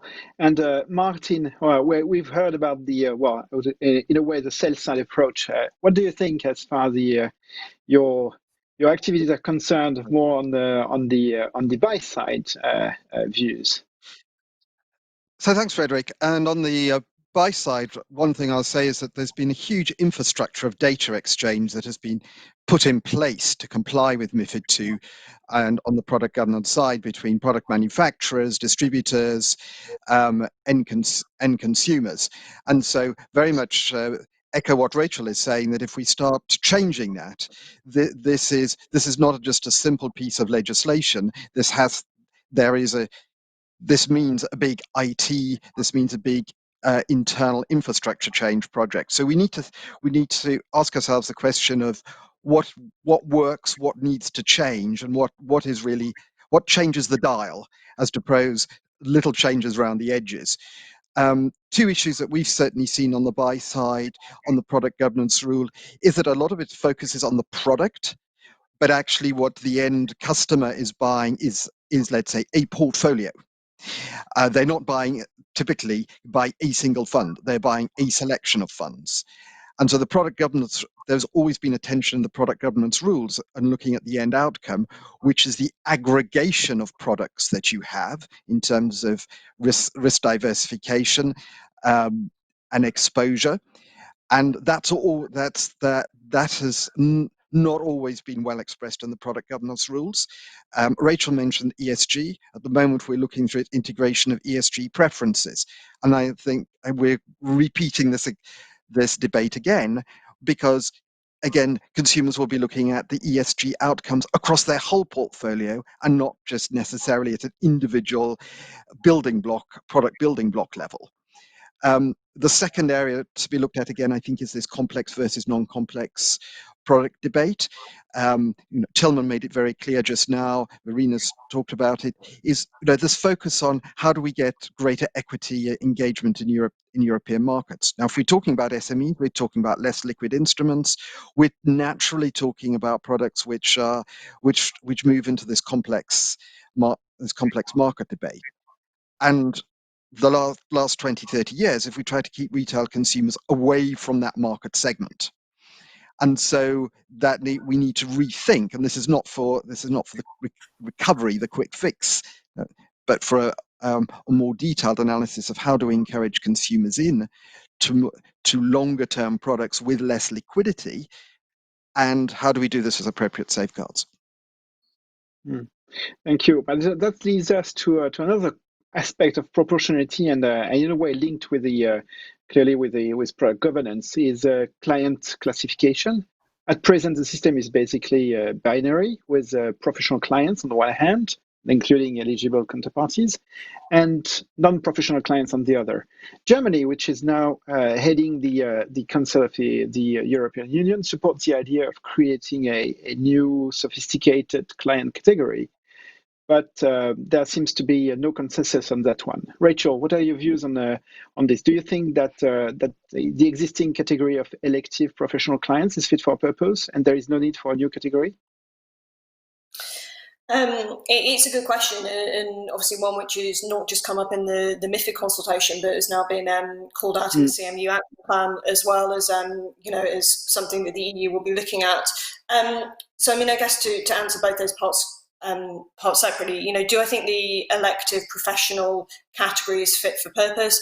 I mean, I would probably say the overall framework in terms of is fit for purpose, but I think there are certainly firms encounter some challenges in particularly the quantitative criteria for the opt-up from retail to professional clients, particularly the 10 per quarter criteria. So perhaps there is certainly an argument for re-looking at perhaps what those criteria are, and are they leading to it being overly restrictive in clients being able to opt up. I think particularly, you can foresee circumstances where people are perfectly experienced and, and have the knowledge, but for whatever reason, they just don't meet that threshold, particularly, for example, firms that might not have a very long trading history.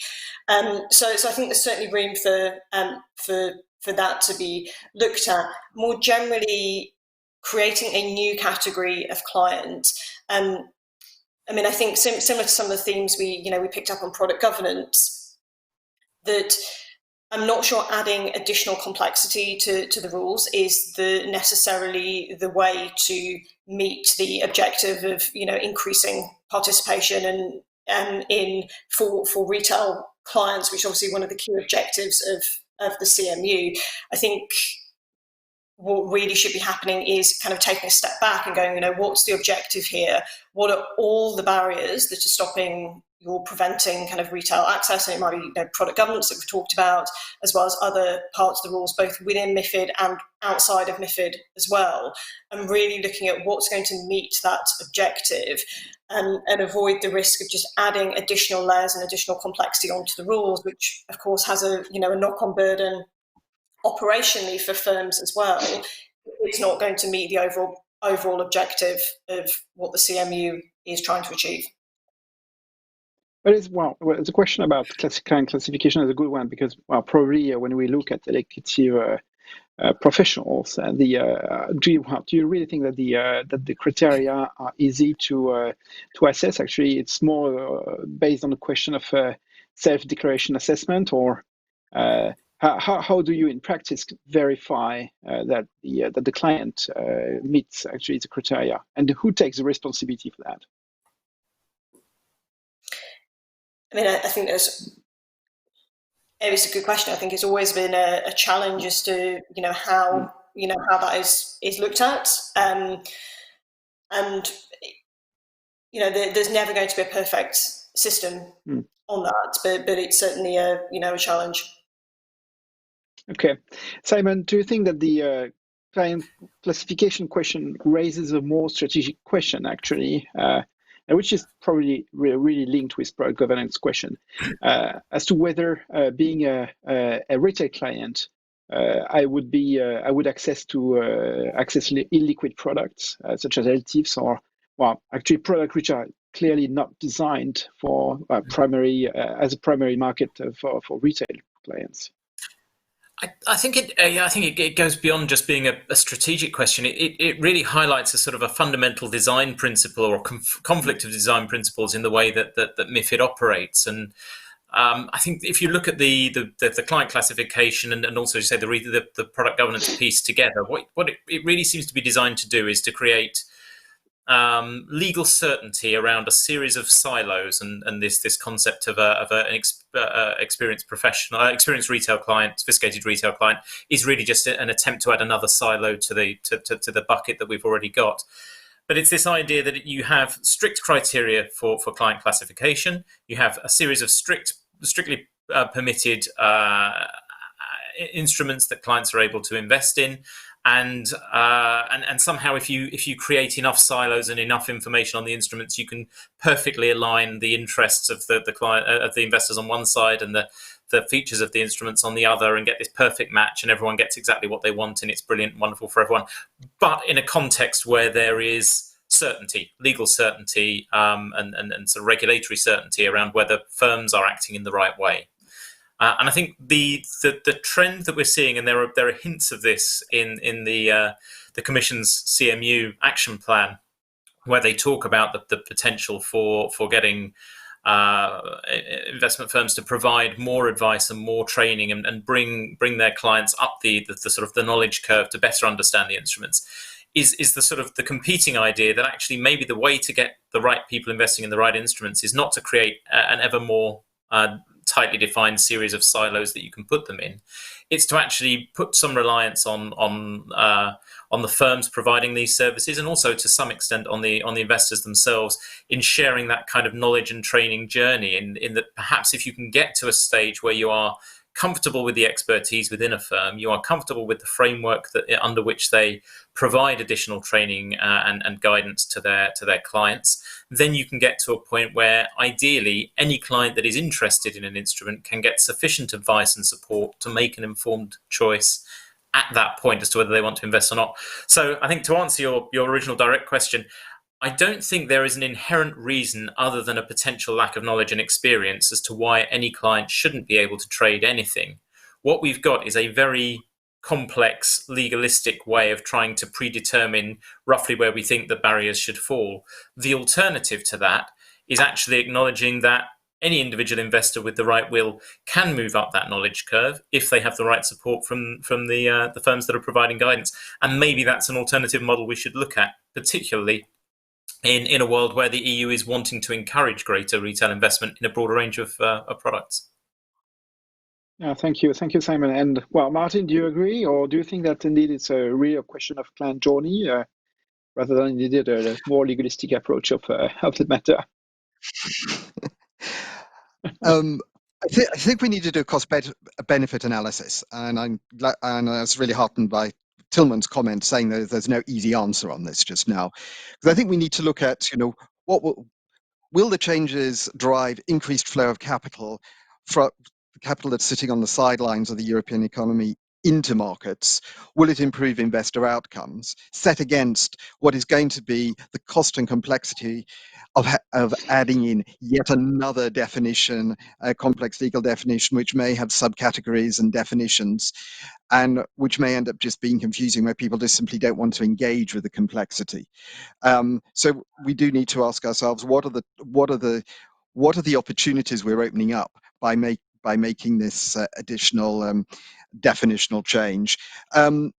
May also, during this process, may be also looking at other jurisdictions who've done similar work recently. In Switzerland has done its FIDLEG legislation, which has actually looked at client classification, and that's a sort of relatively far more intuitive process. And the US has been doing a lot of work on accredited investors recently as well, which is with the aim of getting more people into US capital markets. So there may well be some lessons learned for us when we look at this in more detail. Okay, thank you, Martin. I suggest that we make a short break to look at the Slido. If we have questions that we could pick up. I see that you have 3 questions. Let's take this one about the second one. PG is effectively about client group customization. How does it fit with commoditized market? And CMU concerned about fragmentation and illiquidity. I think it's a good one. Is there anyone from you guys who want to pick up that question? I'm going to have a quick... Racha, Simon, or Martin, yeah. Yeah. And just... Yes, I think, certainly we see when we look at, let's say, the distribution side, what we've certainly seen with the product governance rules is it's certainly brought in a big focus on moving away from the traditional bancassurance branch network into centralized decision-making, centralized product lists,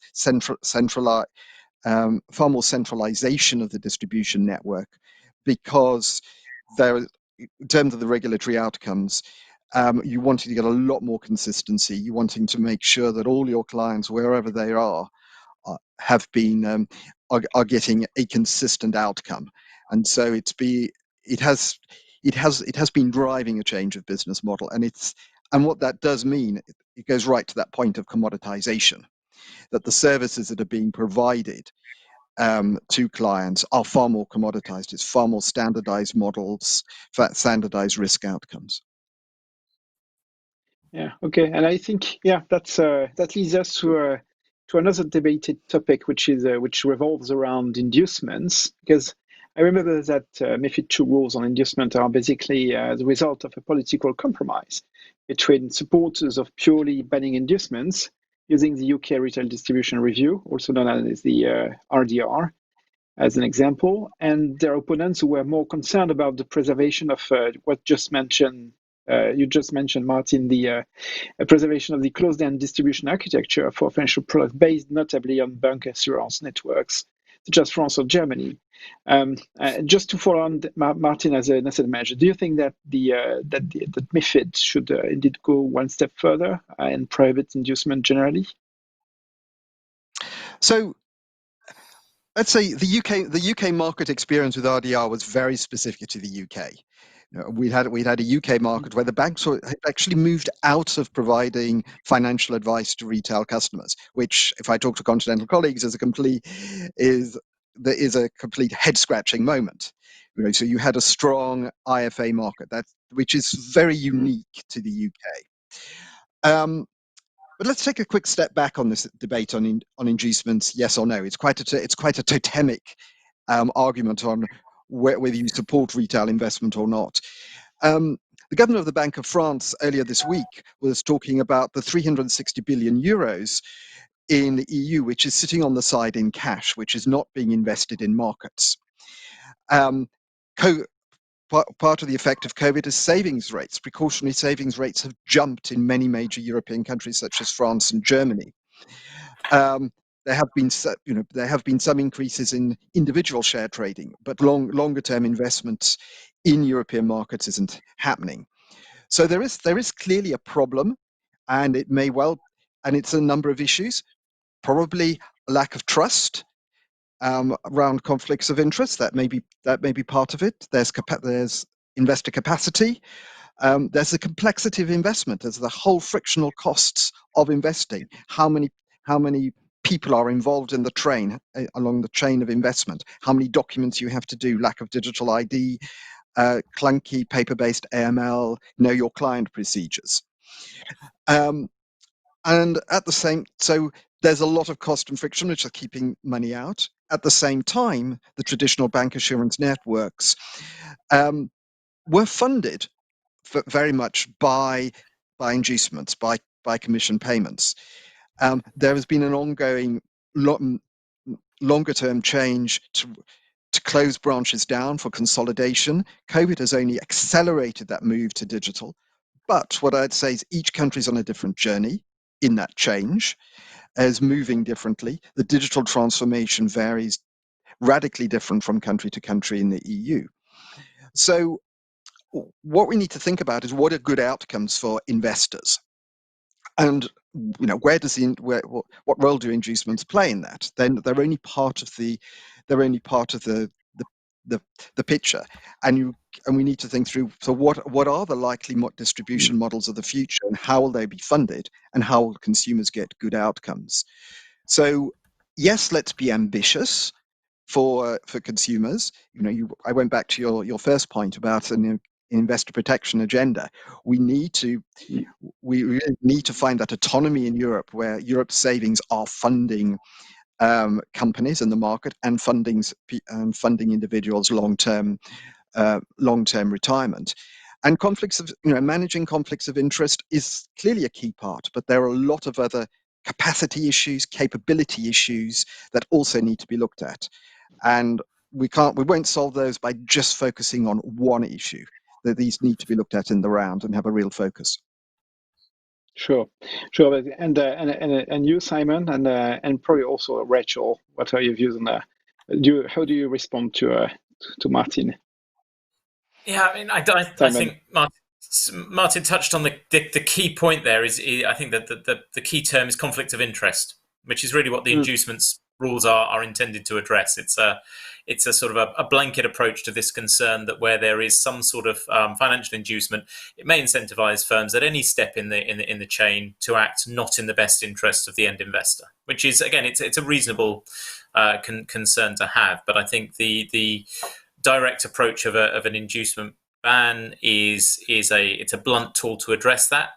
It arguably does address that to a point, but there may be more sophisticated, more nuanced ways of doing it that can produce better overall returns for investors. And then again, as Martin said, that's ultimately the goal. It's not to protect investors from any kind of conflict at all costs. The goal is to produce the best investor outcome, and one of the considerations there is whether there are conflicts of interest that impede that outcome.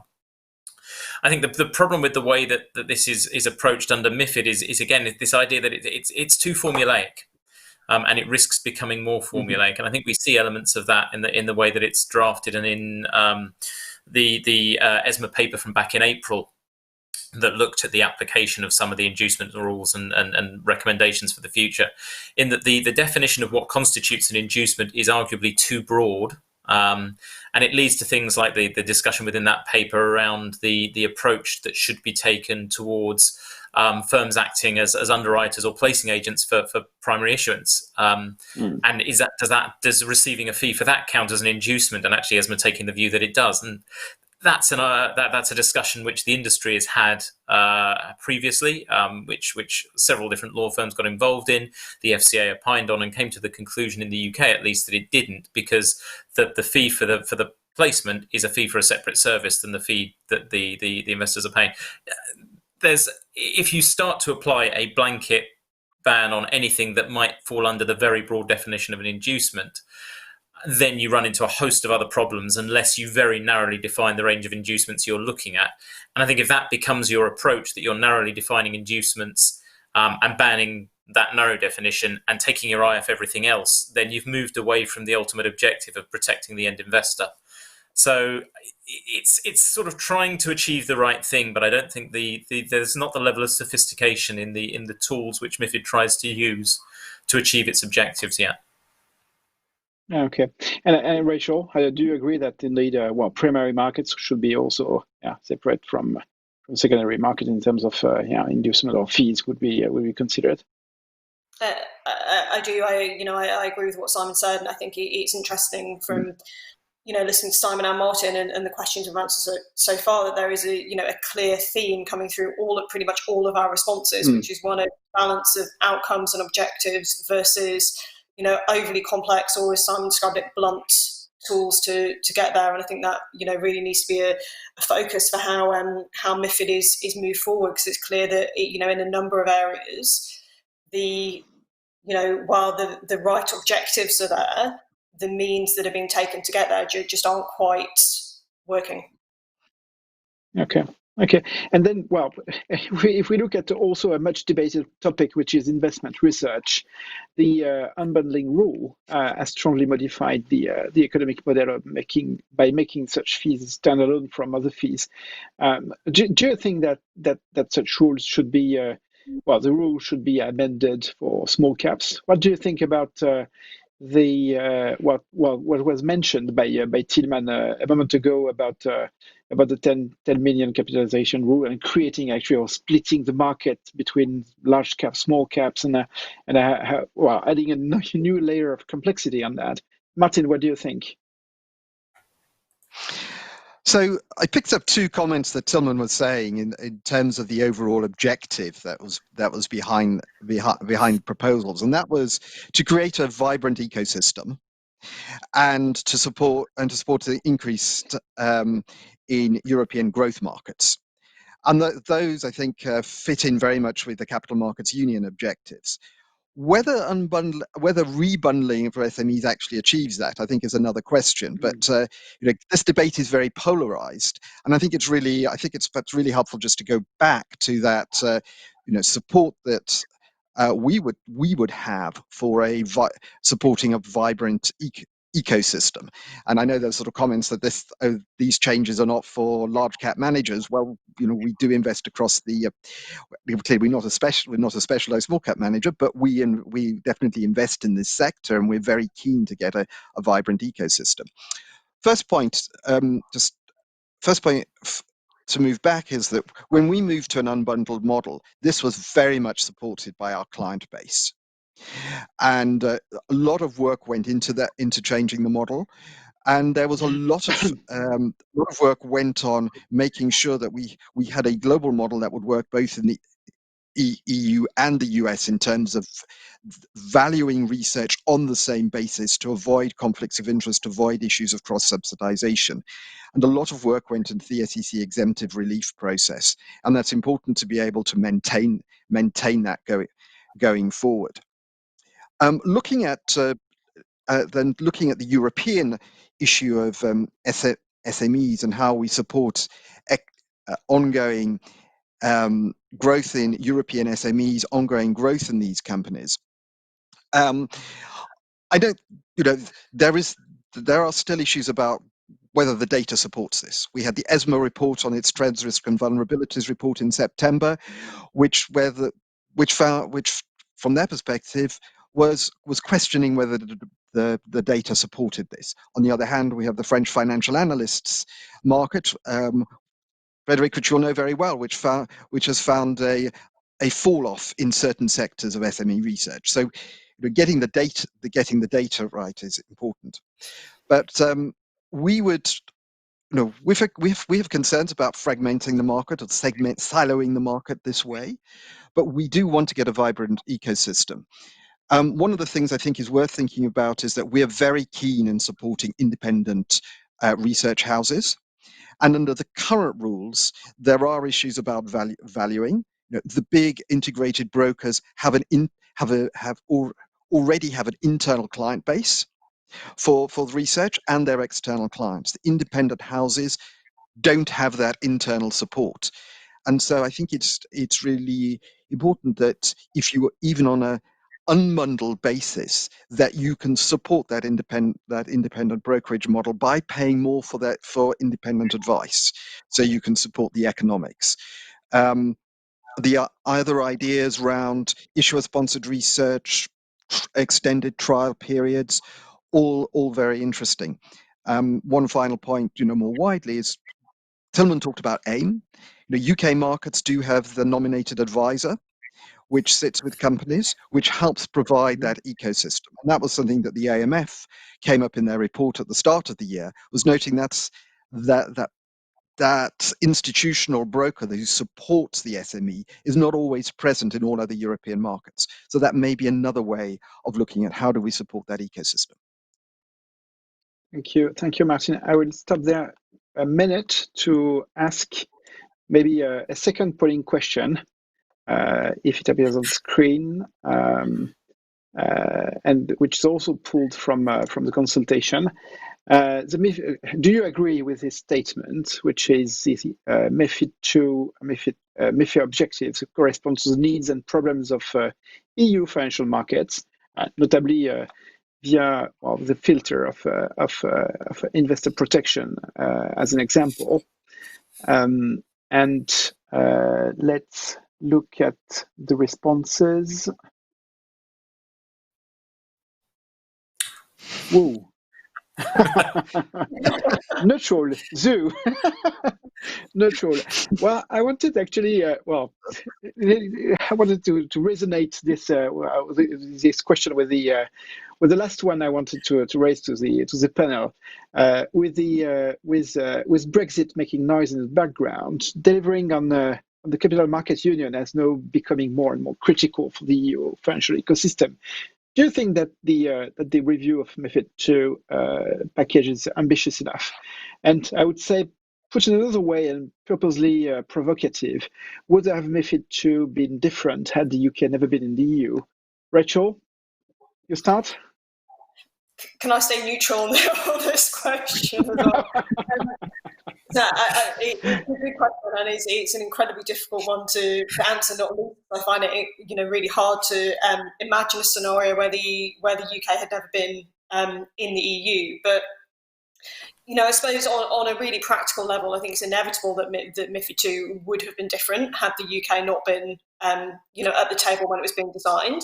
Not least because as ever, these processes are balancing a variety of different local models and different kind of regulatory areas of interest, and no doubt there are some things that the FCA really cared about. Research on bundling, I think, is a good example, and probably other areas that they didn't care as much about, and and vice versa. So I think it's inevitable that it wouldn't have been the same package of legislation had the UK not been at the table.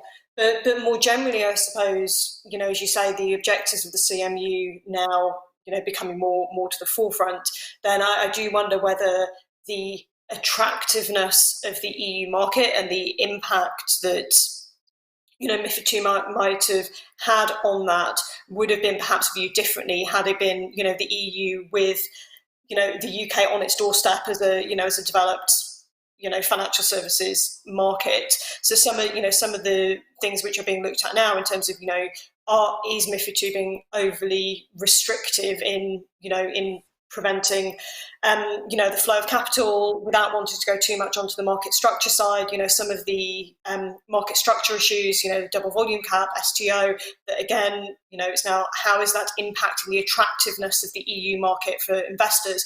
I do wonder whether they would perhaps have been viewed slightly differently had the UK not been there at the point MiFID II was developed. But it's a really tough question. Yeah. Many thanks, Rachel. Simon, I think you have a lot to say about that. I do, and much of it is not acceptable for a polite audience. Anyway. Rachel's right. I mean, inevitably there would have been a lot of differences had the UK not been involved in the EU and MiFID II at the time. And as you said, the UK was a strong advocate of things like unbundling rules. I don't think the rules that we've got ended up where the FCA in particular necessarily would have chosen for them to go. And there's always an evolution as these things get discussed. Without the UK, probably we wouldn't have had them. But equally, I don't think they landed in quite the way, shape, and form that the UK would have wanted either. It was an awkward thing.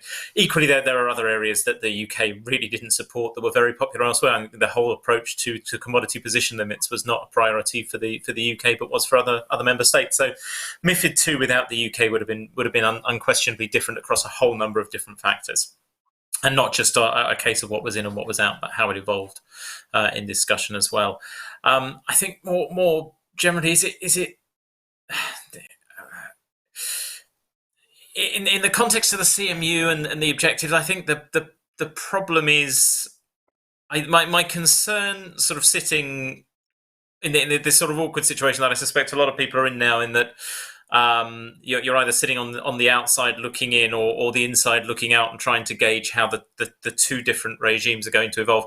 A lot of what the EU is doing short term in terms of the quick fix and the rest of the MiFID review, there's a mixed bag in there as well. There are some positive changes in there, and I think it's important to acknowledge that, and that a lot of MiFID 2 was developed in that immediate post-crisis period where attitudes towards financial services were very different. There was a strong political imperative to be seen to be imposing tough regulation, and I think there's a recognition now that the impact of that may have been too extreme in some cases. It has had detrimental effects, and the EU is taking the right steps in a lot of cases to address those problems. Again, not all of those problems. I think some of the EU priorities are probably not what the UK would prioritise, and maybe more. And obviously, there's a subsequent panel that's going to be talking about markets, market structure issues, where that is perhaps more apparent. If the CMU objective is to increase retail investor participation in financial markets and to encourage the growth of fundamentally sort of SME entities, which have always been historically the two primary drivers for CMU. I think the EU has acknowledged the right challenges, and we've seen this in the recent action plan from the Commission, in the high-level forum paper that came out in June over the summer. The problems are widely known, and the solutions that are being proposed to address those problems, both those that include MiFID and other aspects of the broader regulatory framework, seem to be sensible solutions to those problems. But this isn't the first time we've looked at those problems. The current iteration of CMU that was launched in 2019 largely repeats and acknowledges the same problems as the previous version that was launched in 2015 that was supposed to have been complete by now. So the problem is not, or the challenge is not identifying the problem, it's delivering the solution. And I think that perhaps the lesson that we can take from MiFID 2 in its development in the context of the CMU is that everyone agreed going into MiFID 2 what the outcomes should be, greater transparency, greater protection for investors, and so on. What we've ended up with has not necessarily delivered that. It has in some cases, but I think we've all agreed that there are aspects of problems. I think the concern for the CMU is that the same may occur. Everyone agrees on the problem, but agreeing on the problem is not the difficulty. Agreeing on the solution is where the real difficulty lies, and it remains to be seen if that is really something that Europe can deliver on. Both in the context of the MiFID review and in the broader context of CMU. Yeah, indeed. And Martin, do you have the solution? Or do you think, well, actually, as an investor, probably you don't care about actually this difference in structure. Actually, you're investing in different markets, but precisely, we have market fragmentation and liquidity and market fragmentation are the result of MiFID 2 in a way. And these shortcomings are not addressed, right?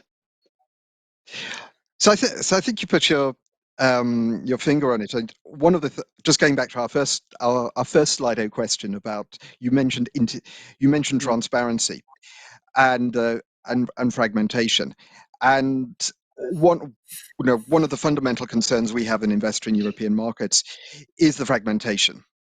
And we talked about the investor protection side. The other, which is key for us, the other sort of key deliverable is the European consolidated tape. The fragmentation of data sources, which means to fragmentation of liquidity. Do investors know on any deal whether they are getting the best available price in European markets? That's an incredibly difficult question to answer. And when you're looking at the EU, which is competing against other markets such as the US, that is a key handicap. And from our perspective going forward, that's a real priority, looking at how you bring in greater consolidation of data for equity and the non-equity markets. The other point is really, MiFID with the UK had a primary market and a primary national regulator. Post Brexit, you have a multi-hub market. You have ESMA, who will be playing a very different role to the role that the FCA plays, and great and a lot of different areas of markets with different strengths. And how do you bring that all together in a way that dynamizes, let's say, a Nordic growth market, a Spanish primary market that focuses on dealers, whether they're in Amsterdam, the Paris ecosystem, the German ecosystem. How do you bring all that together? So I think that's the challenge for the MiFID review going forward. And that will be a very different dynamic from the dynamic we had under MiFID 2. Great. Thank you, Martin. And before I hand over, I would like to thank you all, my fellow panelists, for your time and input for this very interesting discussion, as well as the audience for their active participation in the polling question. Thank you very much, all of you. Bye. Thank you, Frederic, and thank you to the panel. That was a very comprehensive discussion and great to get views of the buy side and the sell side. We're now going to take another short break, and this break is going to be a yoga session. It's a quick session kindly sponsored by Clifford Chance, and it's been led by Purdy Smith. So Purdy, over to you for your condensed yoga slot.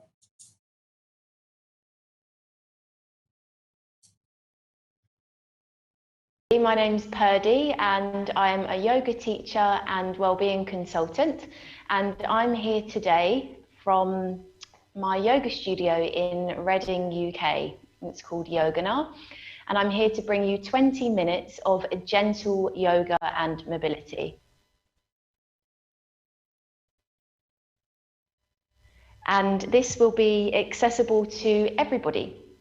So we're going to start in a seated position.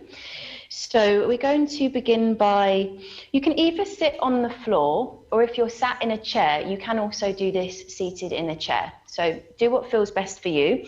I'm actually sat on a brick at the moment. So if you have something available to you, a brick or a book or a cushion, I don't know if you're at home, that might be a nice way to elevate the hips, so that the hips are just slightly higher than your knees, and that just allows the blood to flow more freely through the legs. And also sitting cross-legged can be quite hard. So we're going to start by bringing our hands onto our knees, or if you're on a chair, you can bring your hands onto your lap. I'm going to start with just some gentle neck mobility and head roll. So take a deep breath in through your nose. And a full breath out. Inhale through the nose. And as you exhale, drop your chin to your chest. And then as you inhale, bring your right ear to your right shoulder. And then make a big circle, taking the gaze up to the ceiling, gently there. And then exhale, drop the left ear to the left shoulder. And then the chin to the chest. Inhaling over to the right. Lifting the head. Exhaling, left ear, left shoulder, chin to chest. And as you do this, we're really looking for the spine to stay elongated, so you're lengthening through your spine. Try not to slouch into your lower back or round the shoulders in any way, but we're just gently moving from the head. And it might be a really subtle movement and you feel this somewhere in your shoulders or down your back. Just move gently in your own time, not too fast. And then go to the other direction. Inhale to the left, up to the ceiling. Exhale, right ear, right shoulder, chin to chest. So generally speaking, when we breathe in, the head comes up. And when the head comes down, we breathe out. And this is a general rule in yoga, to be honest. Usually when anything is rising, the arms rise, or lifting the chest, or lifting the legs, that tends to be a breath in. And as we come more towards the earth and we ground and the head drops down or the arms come down, etc., then it's a breath out. We're just working into the head for now. Make this your last rotation, chin to the chest, and then bring your head back to center. Fantastic. Moving to some shoulder rotations now. So we're going to bring the fingertips onto the shoulders. Again, make sure you're sitting up nice and tall here. And as best as you can, you're going to draw the elbows towards one another. Don't worry if they don't touch. And then inhale, lift the elbows up to the ceiling. Make a big circle back, round and down as far as you can. And then exhale, drop the elbows down. We're going to do that 4 more times. Inhale up. Exhale. Deep breaths. Breath in. And breath out. And you're really drawing your shoulder blades as close towards one another at the upper back as you can. And then inhale, elbows together as high up as you can. Exhale, open out, back round and down. One more like this. Breath in. And breath out. And then we'll go in the opposite direction. So you're going to bring your elbows back this time. Inhale, elbows back, lift them up to the ceiling. And then exhale forwards. And keep doing that in your own time. And this should feel quite freeing in your upper back, the area around the shoulders. Try not to sort of wriggle your upper back too much. We're just isolating the shoulder joints here. Shoulders can get quite tense and tight and stiff, particularly if you're in a desk job, you're at a computer all day. So it's a really good idea to work into these shoulders. It's quite an injurious joint as well. So we really want to give them a little bit of TLC. And then finish your next rotation and then release the hands onto your knees. Just shrug the shoulders back, forth, back, forth. Nice. And from here, we're going to come into a side extension. So bring your arms by your sides. Again, you can either be on the floor or if you're in a chair, this will work as well. You're going to bring your arms up towards the ceiling. And as you exhale, take your right hand onto your left knee and your left hand behind you. And if you're in a chair, you can take your left hand onto the back of the chair. And take an inhale. You're going to lengthen through the chest.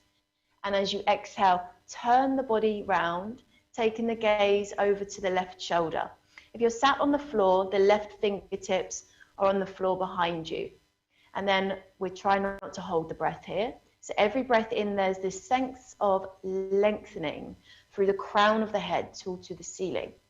And every exhale, we twist a little bit more through the spine. Good. Then we're gently going to come back to center. Rise the arms up. Deep breath. Exhale, come to the other side this time. Left hand, right knee, right hand behind you, either to the floor or on the back of the chair. Inhale, lengthen through the spine, crown of the head tall. And exhale, twist. Gaze is over the right shoulder. So the twist here is from all the way from the lower back, around the navel, twisting through the rib cage, the chest, the shoulders, and then the head is the last thing to turn. Inhaling. Exhale. Fantastic. Come back to center. Inhale, rise the arms up. Big stretch, reach up. And then bring your hands into prayer and exhale, lower your hands onto heart center. Good. Now, if you're on the floor, you're going to now bring yourself onto your hands and your knees. If you're in a chair, you can stay in the chair. If you're on your hands and your knees, if you want to pad underneath your knees using a blanket or something, if there's any pain there, feel free to do so.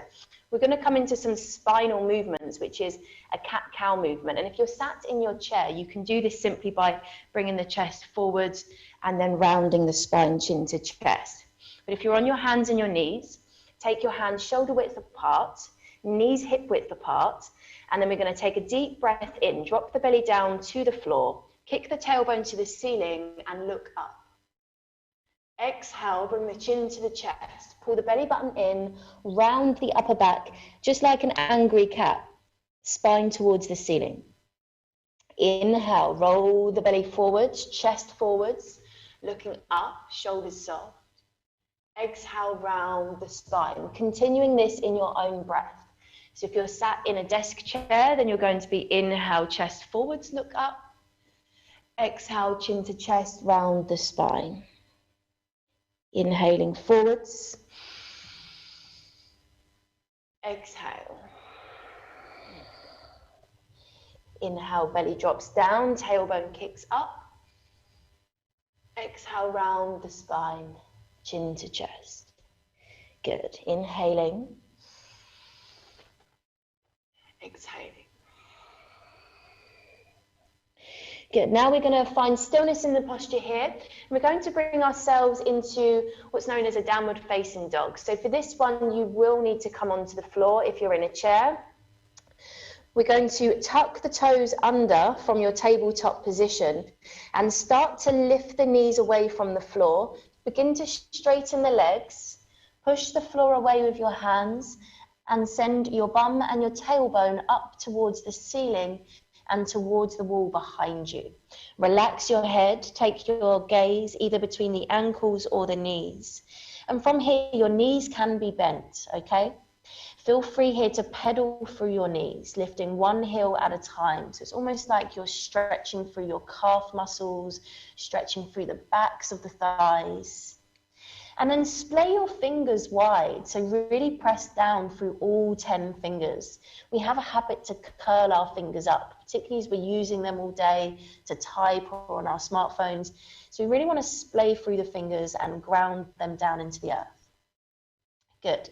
And then we're going to find stillness here in downward facing dog. So stop moving the legs, find some stillness, and then push the floor away with your hands and relax the head. And again, your knees can remain bent here, or you can start to straighten your legs and send the heels down towards the earth. So we don't want to be high up on the toes. We want to send the heels down. And if they don't touch, that's okay. Doesn't matter. That's the direction that they're moving in. Good. And then from here, you're going to come high up onto your toes. Take a deep breath in and bring the shoulders over your wrists. So you're almost in a high plank. You may need to step your hands about a foot or so forwards. Shoulders over your wrists. You're going to pull your belly button in towards your spine. Make sure you're not sticking your bum up in the air or letting it sag down low to the floor. You've got strength here. Push through your hands. Take a deep breath in through the nose. And as you exhale, you're going to lower your knees, your chest, and your chin to the floor. Elbows brush past your ribs. And from there, drop the hips, slide the chest forwards, untuck the toes. Press into the hands and come into a low cobra. So you're pressing into your hands here. Shoulders rotate backwards, drawing the shoulder blades towards one another. Should be able to lift your hands here as well. So we're not pressing too much into the hands. It's the strength of the spine that's lifting us. But press the tops of your feet down. Take one more inhale here. And then exhale, push through your hands and then send your hips towards your heels and come back into a child's pose. So your arms are ahead, hands about shoulder width apart. Breathe as you are. Inhale. Exhale.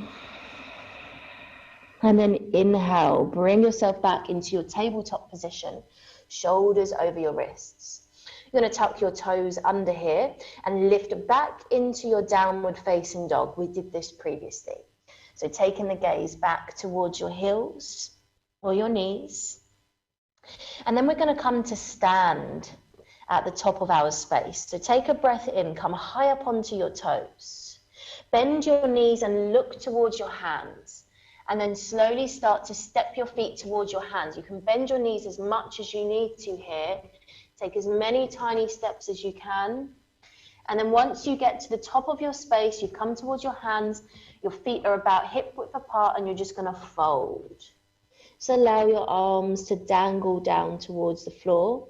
Take the weight into your toes. And you can either just allow your arms to drop down, or you can catch opposite hand to elbows. And just have a little rock side to side here. And the aim here is that we're releasing the spine, the area around the sacrum, just allowing the body to fold forwards with gravity. The head is heavy, as if there's a weight on the head here, creating more space between the vertebrae. Fantastic. And then from there, we're going to release the hands down towards the floor. Soften your knees, bring your chin to your chest, and then ever so slowly roll yourself up to stand. One vertebra at a time, as if you're stacking Lego blocks on top of one another. Slowly, slowly rising. Knees can be bent. The head is your last thing to rise. Fantastic. So once we're all standing, we're going to bring the feet about hip width apart here, arms by our sides. Take a deep breath in, rise the arms up. And then you're going to take your right wrist around, your right hand around your left wrist. Okay, right hand around your left wrist. You're going to take a deep breath in, reach up, and then your right hand is going to gently pull the left arm over to the right. So you're coming into almost this half moon shape. So you're feeling this stretch down the left side of the body. The right hand is gently guiding the left arm across. Try and keep the left arm straight if you can. Pull the belly button in, breath in, breath out. And then inhale, come back to center. Release the hands, reach up, breath in. And then exhale, you're going to come to the other side. So your left hand grabs around the right wrist. Take an inhale, reach up through the right arm. And then exhale, gently take the right arm up and over to the left. Good. And if you can, you want to keep that right shoulder sort of rotating back here. So we're not sort of collapsing down through the shoulder space. Belly button pulls in here. Inhale. Exhale. Take a breath in. Breath out. Wonderful. Then inhale, come to center, release the hands, reach up, breath in. And then exhale, take the arms by your sides. Fantastic. Then we're going to come into one final posture, which is going to be a balancing posture. So you can either do this standing free if you really want to test your balance, or if you have a wall handy, you can always turn to the side and place one hand on a wall. So do whatever feels best for you. If you're at a desk chair also, you can place your hand on the back of the chair, so long as it's not on wheels and it's going to roll off. We don't want that. So come to stand, bring your weight into your left foot. You're going to take your hands onto your hips, and then slowly pressing into your left foot, bring your right knee to your chest. You can hold on to the right shin here. If you're falling over, then that's when you know you need to hold on. I'm going to take that right leg out to the side, and then place the sole of the foot to the inner left thigh. Now, this is either above the knee or below the knee, or even to the floor, but not pushing on the knee joint. So just go as high as you can. Okay. And once you've got that balance, pressing that foot to the thigh, you're going to bring the hands into prayer gesture at heart center.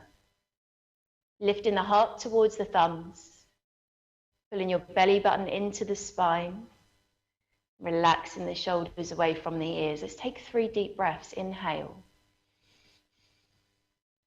Exhale. Breath in.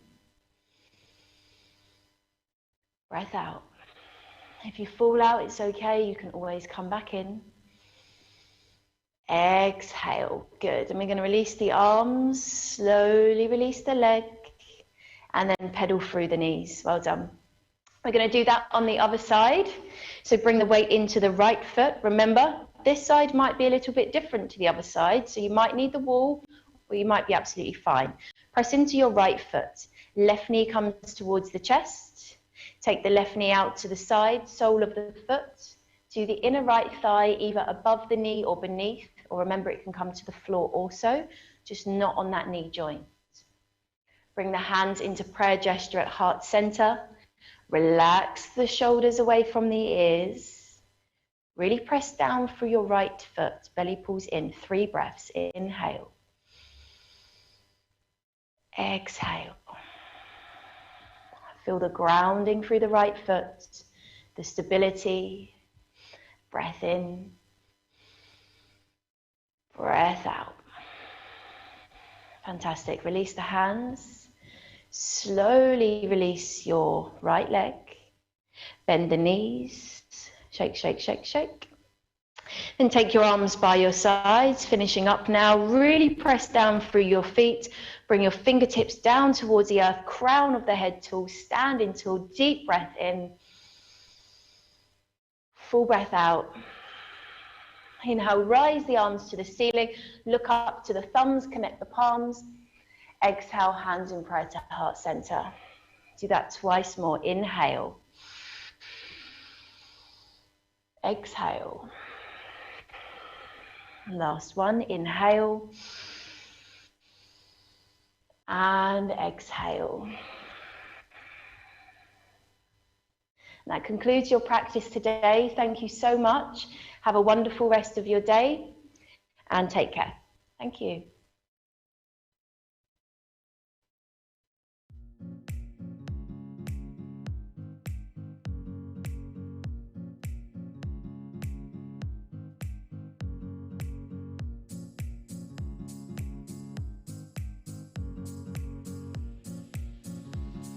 Yeah. Great, thank you. Bye.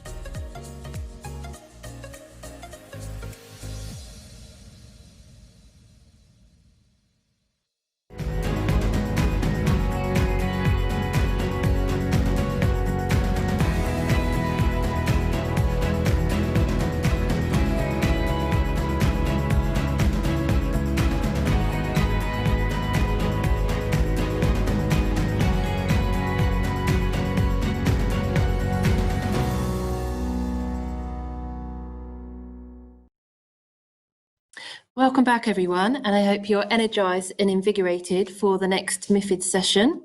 This session is on MiFID market structure, and it's going to be moderated by my colleague Pedro Pinta. Pedro is the Director of Advocacy here at AFME. Pedro, perhaps I'll now invite you to introduce your panel. Good morning, everyone, and welcome again. I will introduce the panel. Indeed, I think we should say that we have so far this morning had a great keynote speech from Rena Ross, very interesting fireside chat between Lisa Bernardo and Tilman Luder, and a very insightful panel on MiFID, on the MiFID review in investor protection.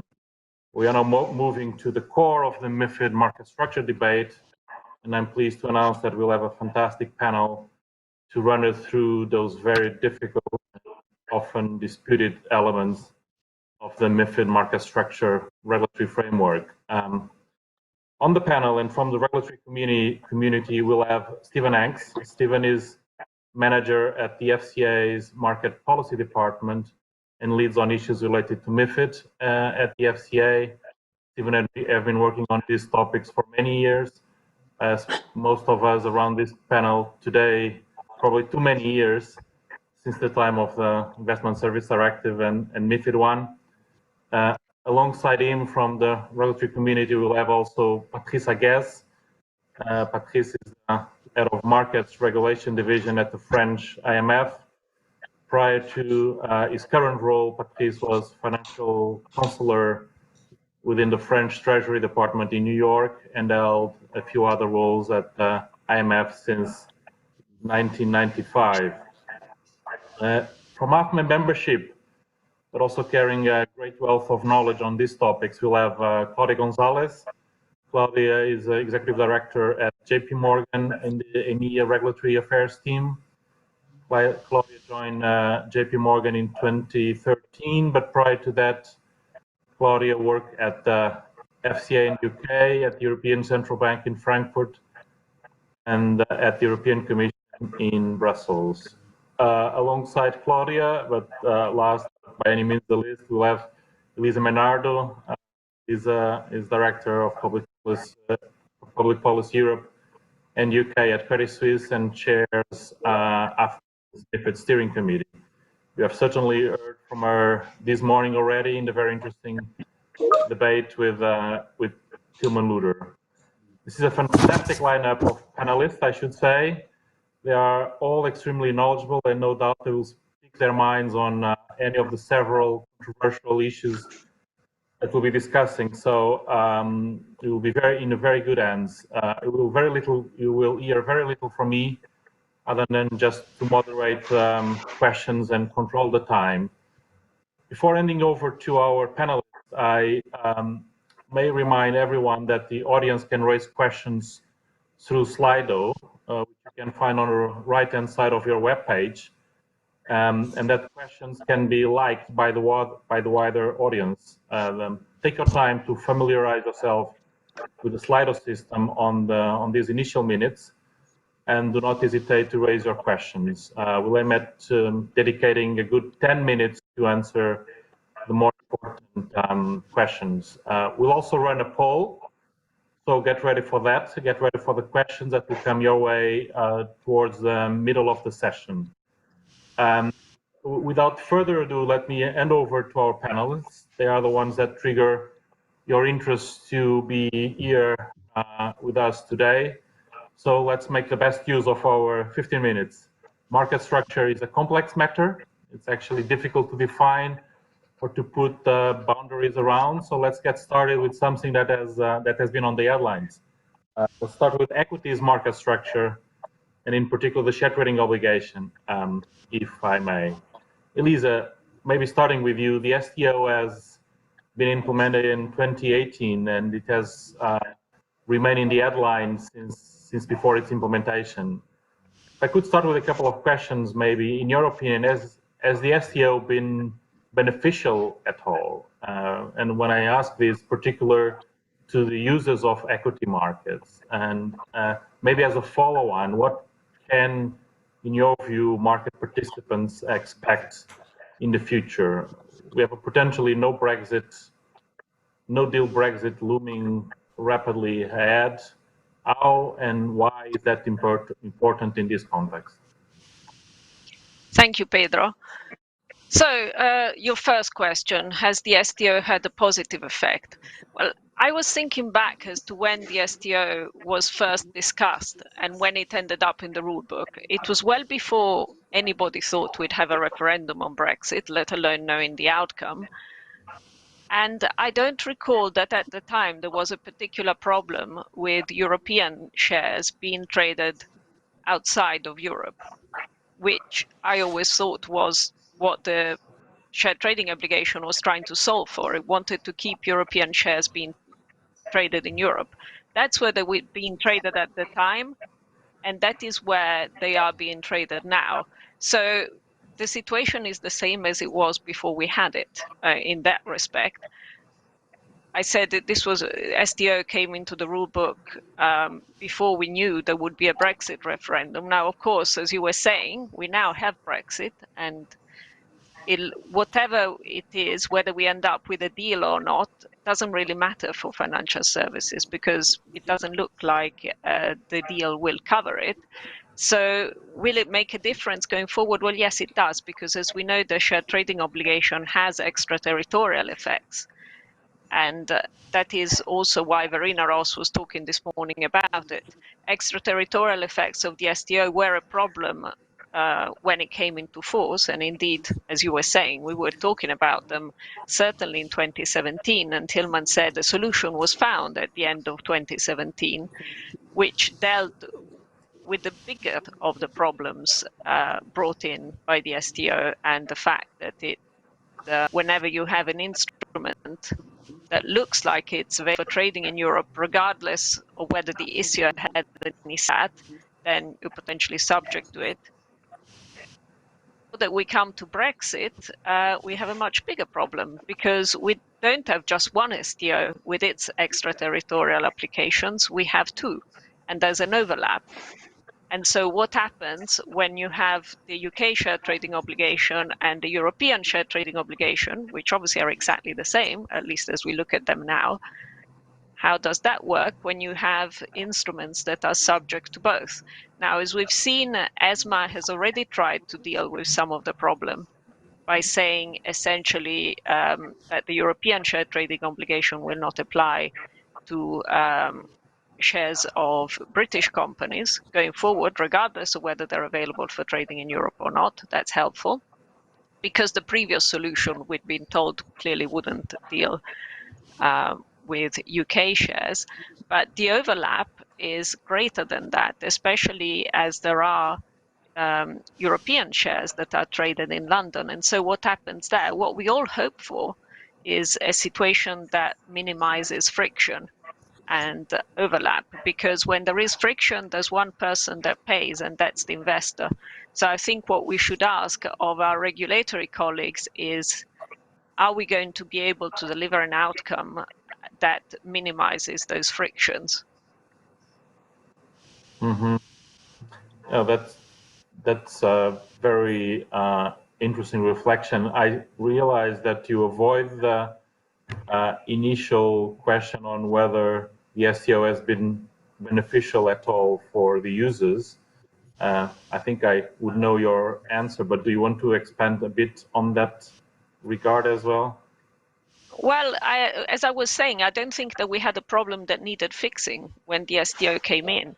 It's not like shares in German companies were being traded in the US in the main. There might have been some, but it certainly wasn't the problem that needed fixing. So I personally cannot see positive effects from it. I can see a lot of costs and problems that have come about as a result of its scope. Thank you, Elisa. That's very helpful. Stephen, if I may turn to you now, Elisa was calling on the regulatory, our regulatory colleagues, yourself and Patrice, to maybe provide us some answers.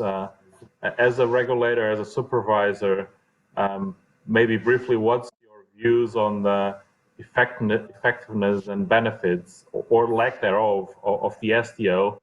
That would be my first question. And of course, how is the FCA preparing for a potential no-deal Brexit in this particular regard? And as Elisa said, maybe even if there's a deal, this issue will not be addressed. So would very much welcome your views on that as well.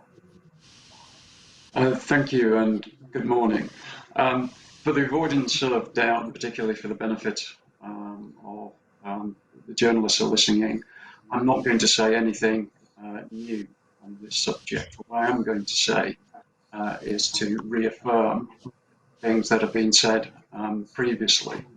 The first point, and it was raised in speeches by Andrew Bailey last year, is that the FCA as an organisation is not terribly keen on share trading obligation. We think it is better that you have an environment in which there is competition for order flow, and for the sorts of reasons that Elisa has suggested. We feel that a share trading obligation only gets in the way of effective competition across borders.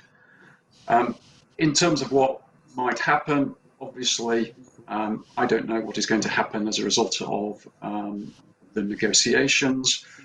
We will have to wait and see where those get to. If there isn't an agreement of mutual equivalence for the purposes of the STO, then the UK authorities will have to say something, but I cannot be certain as to when that will occur. I cannot tell you what we are likely to say. We are obviously aware of all of the concerns that people have expressed about fragmentation. When this issue was being discussed last year, obviously, ESMA clarified publicly how it would apply the EU share trading obligation.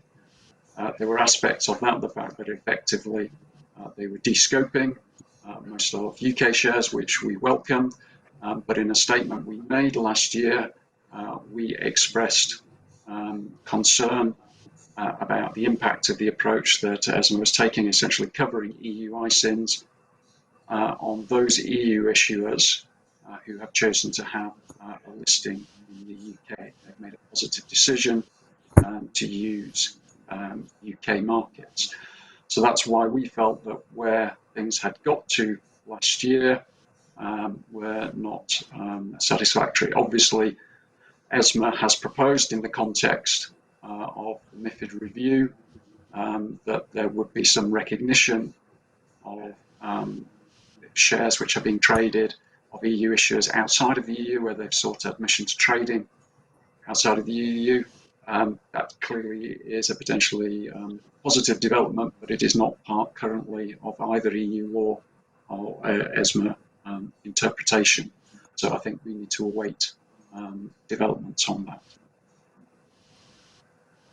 Thank you, Stephen. I think we all appreciate it. Time-wise, it's probably still not the time for the FCA to pronounce itself with a final position on the STO and how that could work in a post-Brexit context.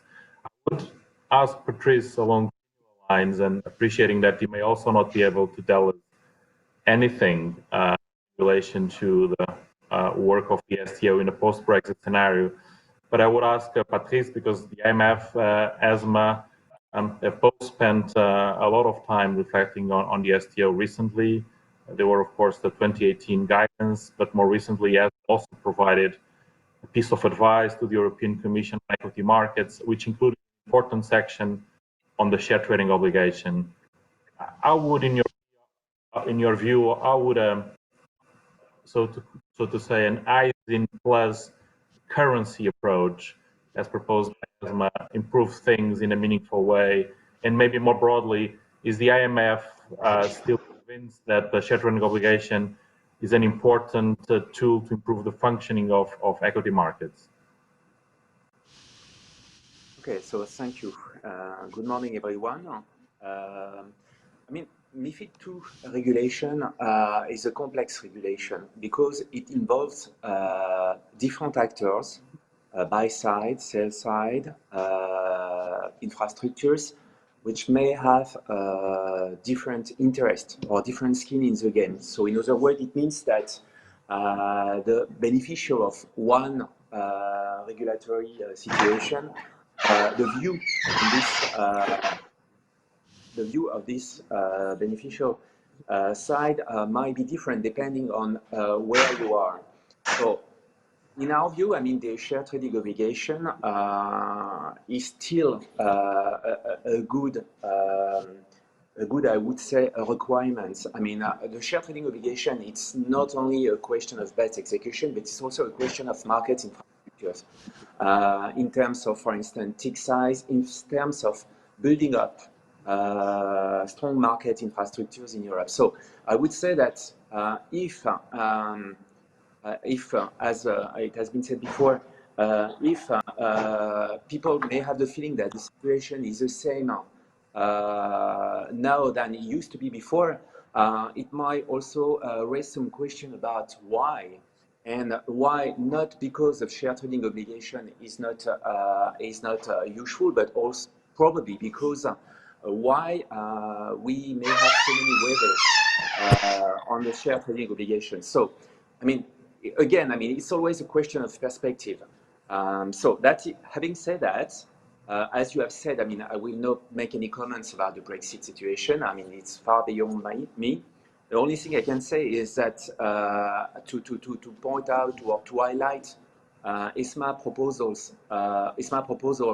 in his last report published in July 2020 about the possibility of having a shared obligation scope, narrowing the share trading obligation scope to shares with a Europeanizing, keeping in mind that for these shares having a Europeanizing, so long as they are traded on a third country trading venues in the local currency, they may be not submitted to the European share trading obligation for a basic reason. I mean, the reason is that most of the time, I mean, this listing in the third country may have some historical reasons, may be due to merger or fusion or whatever.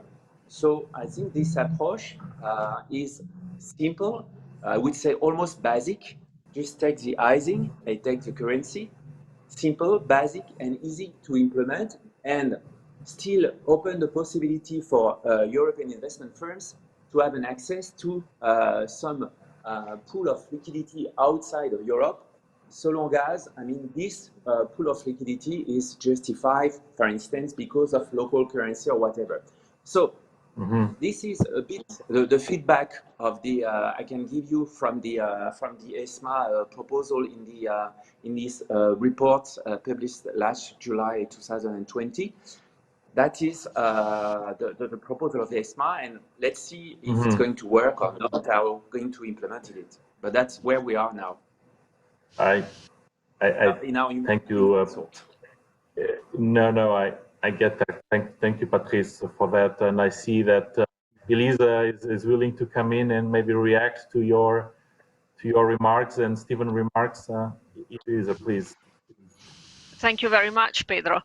I actually had a question for Patrice, because I agree with him that the solution that ESMA proposed in the summer would go quite a long way towards solving for the unwanted extraterritorial effects of the share trading obligation.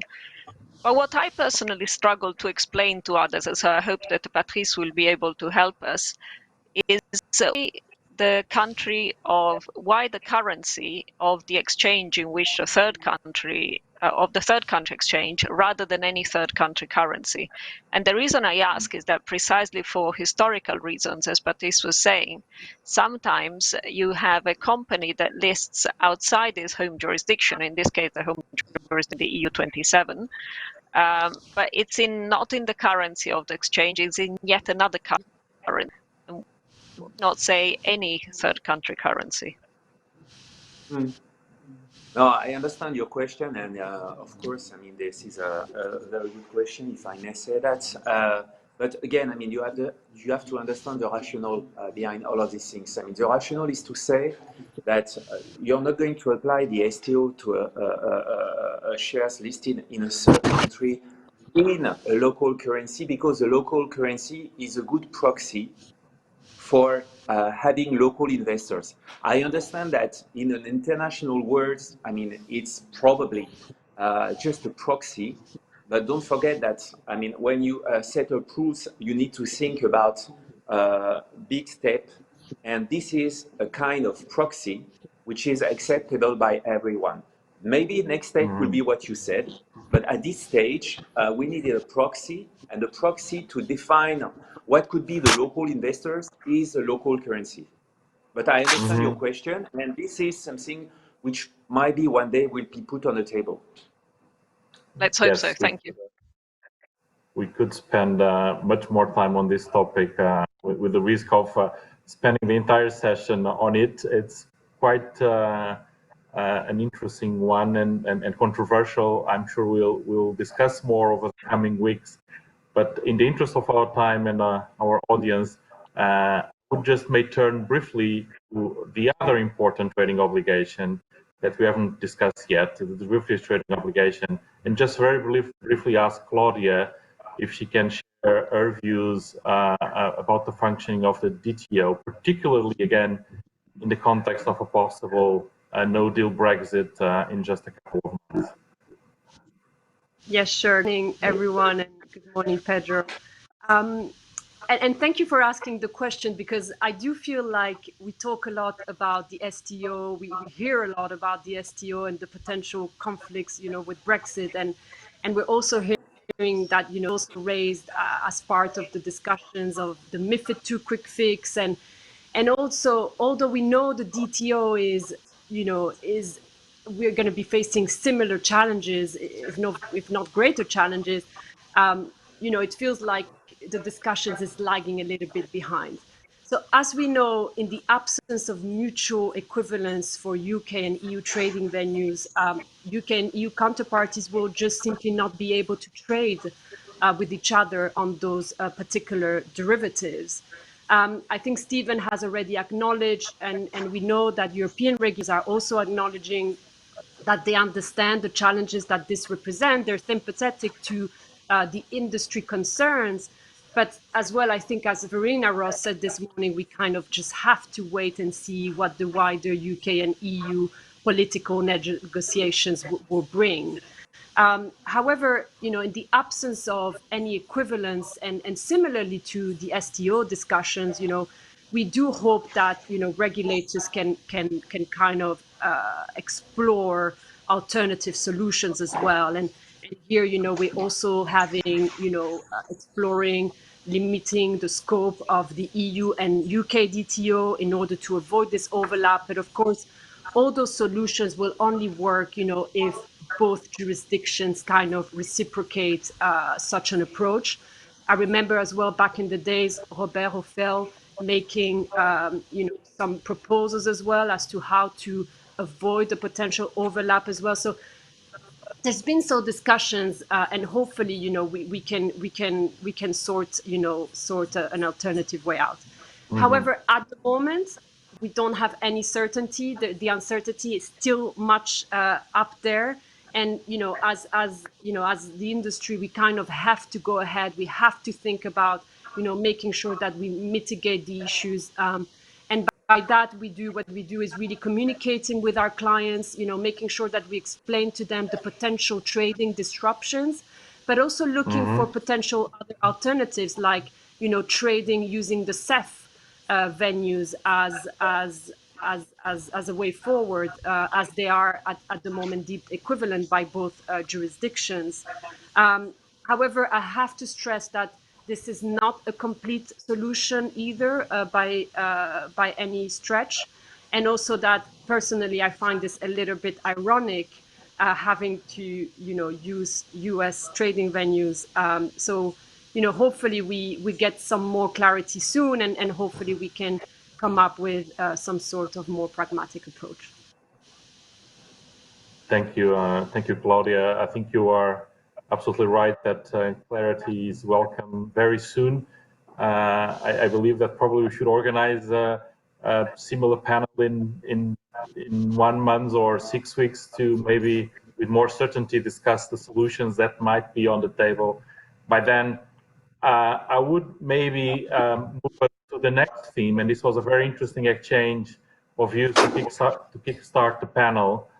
Let me stay on equity markets for a bit longer and introduce an important theme that will bring us to the core of the market structure debate. And the theme I wanted to introduce is whether it is important or not important, maybe different views, to ensure that the market structure remains diverse and allowing to different trading modalities and market participants to coexist and to play their distinct roles, or whether policymakers on the contrary should aim at setting out a level playing field amongst the different execution methods.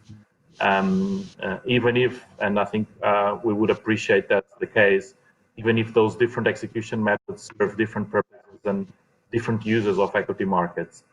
Stephen, if I may start with you this time, what's your assessment of the current equity market structure landscape? What needs to be changed, or what needs to be absolutely preserved? Because this is about just incremental change to make it better. Over to you, Stephen. Thanks. I think from our point of view, we don't think that the existing market structure needs substantial change. As you say, we have a range of participants, exchanges, MTFs, bank SIs, electronic liquidity providers acting as SIs as well, all of whom have, I think, an important role to play in helping clients to get the business done that they want to get done. There are inevitably questions that can be asked, and obviously the ESMA consultation paper and subsequent final advice of the Commission asked some questions and posed some potential solutions around the edges of the existing arrangements, but didn't fundamentally, I think certainly in the final report, make huge changes to what the eco-structure would look like. And I think that is consistent with our view. I think there are questions to be asked about exactly the way in which the SI regime works, and the sorts of business that is done in the SI regime. But I think also one of the issues that we need is here a relation to better data to more effectively distinguish between addressable and non-addressable liquidity, because a lot of the business being done through systematic internalizers and also OTC obviously is non-addressable liquidity. Thanks, Stephen. I think you made a very important points, including the very last one. Indeed, a distinction between what is addressable and non-addressable liquidity should be made. Patrice, you may agree with some of the points just made by Stephen, but I suspect that you may disagree on others. What would be your IMF perspective on this important topic? How important is to preserve diversity and to allow different trading modalities and different market participants to play their role? Yeah, just a couple of things on this. First, I mean, as you have said, it is also important to preserve the diversity so long as everyone is on an equal footing. So, I mean, we are in favor of that. The second point is that if you make an assessment of the past 2 years, we are not really where we wanted to be initially. If you look at the data, you will see that 1/3 of the trade equity volume is still executed on OTC, and that may raise some question. And on that point, I fully agree with Stephen about having a better data. We need to know why do we still have 1/3 of traded equity volume on still execute on OTC with a share trading obligation. Another point is also that if you look at the data, you can see that 60% of the turnover on equity is still exempt from the pre-transparency. That also raised some questions about the existing waivers and the multiplicity of all of these waivers. Just to give you some figures, I mean, if you include, so waivers for equity and non-equity, we've got a number of 900. So, and sometimes when you have a rules with so many derogations, That's my raising question. So we understand that some waivers are fully justified. I mean, the LIS, large-scale waiver, is fully justified. But I mean, you may question some others waivers, and that is also on the table. What we think is we need to have probably a better quality of clarity and quality of what really happened on this market. Again, 1/3 of this market on OTC might raise some questions, and also to have a clarity and simplification of all of this derogation. So that is, I would say, the two pillars which could be the rationale for the next year review of MiFIR. Thanks, Patrice. I see Elisa slightly nodding, maybe in disagreement. Of course, it was just an interesting perspective put forward by Stephen and by yourself, Patrice.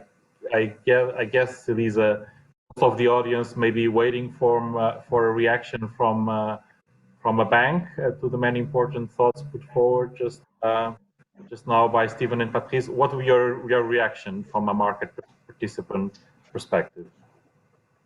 Well, I think that I agree with both Patrice and Stephen that it's important that we preserve a variety of trading modalities in Europe. All of them, starting from continuing to have trading on exchanges on continuous books, because they are an important part of the market and all of us use them. So it's important that we have those.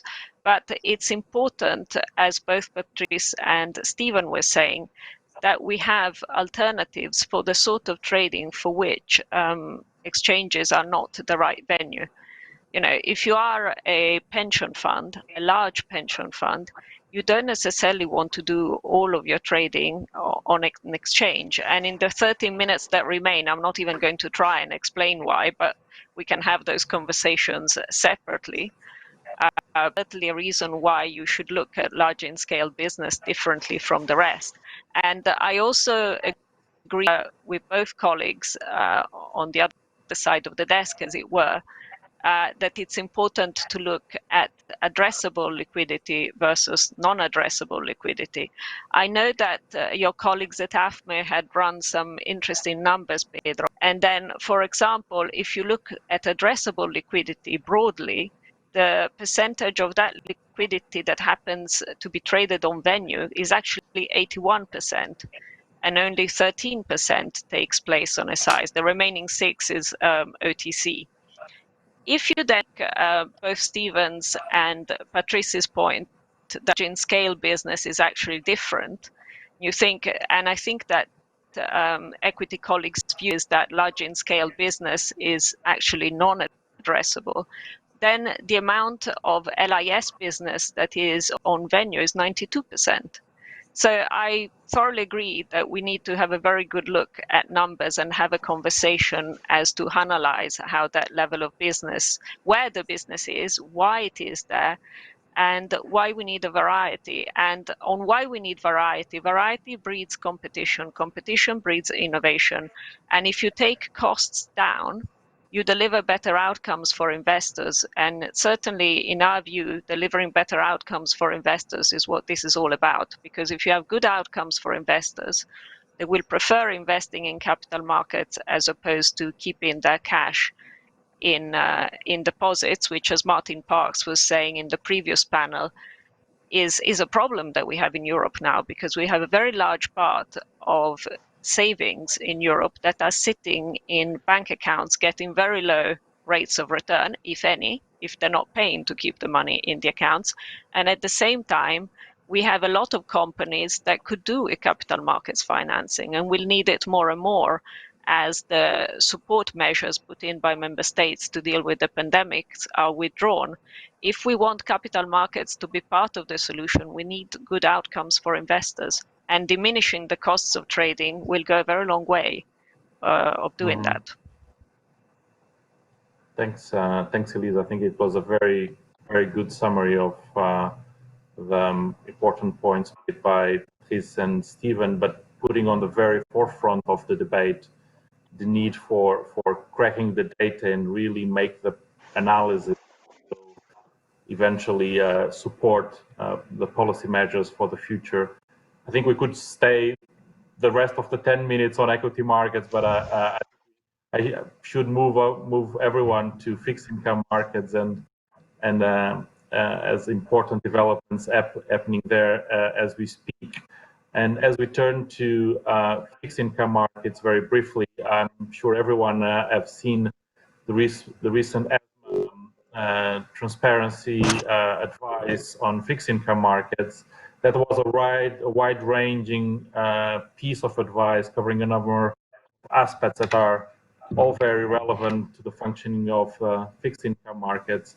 And that was from waivers to transparency obligations, the deferral regime for the publication of post-trade information, and other aspects pertaining to the determination of liquidity.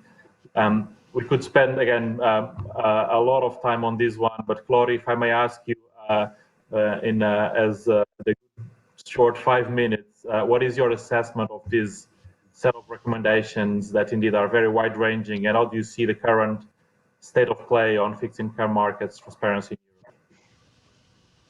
Yes, sure. Thank you, Pedro. One thing I will note, and I think this was raised at the fire chat discussion between Elisa and Tillman this morning, are the changes in transparency going to be an evolution or a revolution? And I very much agree that that this should definitely be an evolution. I guess now maybe it's all about subjectivity and how do we define that? As we all know, I mean, ESMA in their latest transparency report for non-equities has generally concluded that the level of transparency is not yet where it should be. And I think I agree with ESMA that, MiFID II has not yet completely achieved its objective of increasing transparency in this market and get it where it should be. However, MiFID II has significantly increased, I will say, the amount of post-trade information that is available out there. However, we have not yet managed to provide what I call the meaningful transparency. And this is due to several reasons, right? At the moment, there is a lot of information out there, but the information is not easily accessible and is not easily readable. And the reason for that, as we know, it's because the information is fragmented across the different APAs, the different venues. There is not, standardization of formats. Sometimes it's not even in machine-readable formats. And also, as we all know, the data quality is not there where it should be. And for me, this is where the focus should really be. If we don't get those fundamental elements right, it doesn't really matter, I think, how much more real-time transparency we bring to the system. Because if that information is not accessible and readable, MiFID II would still fail to increase transparency in the market. So I think this is where the focus should be, and we shouldn't underestimate the challenges of getting there. Second of all, I agree with ESMA's, and I think all regulators agree that there is a need for harmonization of the post-trade deferral regime in Europe as well, and that will also help with making the data more consistent and therefore increase transparency. I have to agree as well with, and I understand where ESMA is coming from when trying to simplify the regime. And I think Patrice has very clearly just explained, right? I mean, those 900 waivers, how many waivers there are, how many deferrals, and deferrals being different in every country. It is a very complex system. And I think, it's very difficult to disagree with wanting to simplify the system, right? But I think having said all of that, I have, if we look at all the recommendation made by ESMA in their report, I still feel like those recommendations are very ambitious. And I know we heard from, again, Robert Orfel yesterday saying they think they're not drastic enough, they're not ambitious enough. And of course, from our perspective, we think they are actually pretty ambitious.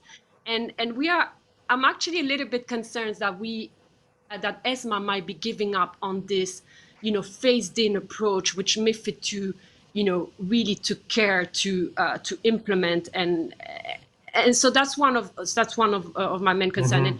And what I'm concerned is that I'm scared that we tend to forget the nature, one, of the non-equity markets and how liquidity is created in those markets, right? And I think, again, Verena Ross said this morning, we've come a long way in understanding how those markets work, right?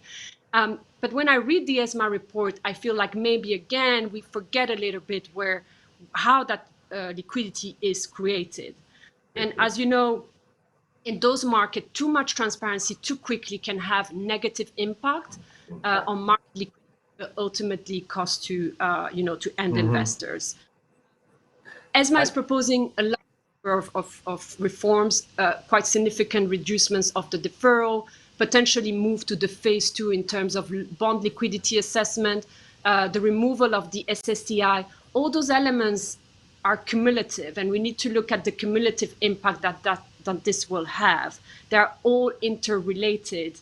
And for me, it's really about making sure that we continue taking incremental steps, like the evolution, rather than moving to a revolution and just moving from phase 1 and into full-time, everything real-time reporting. And also the last thing I will say, Pedro, is Brexit.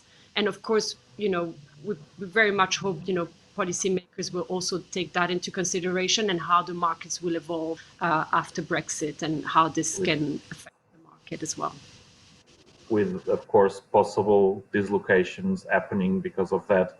We have a very limited number of minutes ahead of us, but Patrice, you have heard that Claudia, in her view, there's a lot of information out there. The banks, they report a lot of post-trade information to the APAs, and the difficulty is indeed to make that information accessible to the wider public and to regulators. Do you agree that there's an issue with consolidating the information, and that probably should be the first step to be taken, to then from there move incrementally to make the fixed income markets even better, make them functioning in an even better way? Okay, so to make it short, first things, I fully agree that one of the big improvements of MiFID II is the post-trade transparency on bond, and we should not forget that for sure. The second point is, as my chair said yesterday, I mean, the current situation is a bit awkward. I mean, in a universe of more than 300,000 bonds, only 600 are liquid. So it may raise some questions. And as my chair said yesterday, we are not in favor of, we are not pushing for more transparency just because of the word transparency. We are pushing for, as it has been said, a meaningful transparency. We are also fully aware that bond markets need also, some bond markets participants need also sometimes to hedge their position. So this is also in our mind. Just to answer your question, I mean, we are fully supportive. We think that one way to have a better overview of this very fragmented market in Europe would be to set up a consolidated tape. And if you want, I can develop, but that is one of the we think key step forward we could implement, not next year, but think about next year.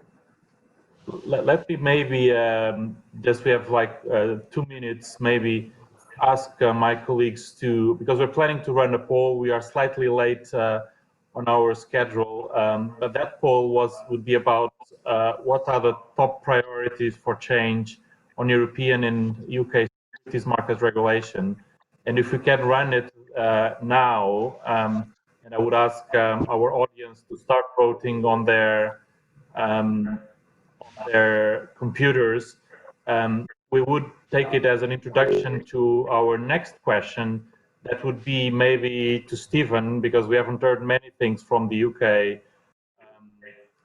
What would the UK, if the FCA were to use its sort of new independent policy powers in the midterm, what would be the FCA priorities for a MiFID review, and what would be the main changes to consider in the future?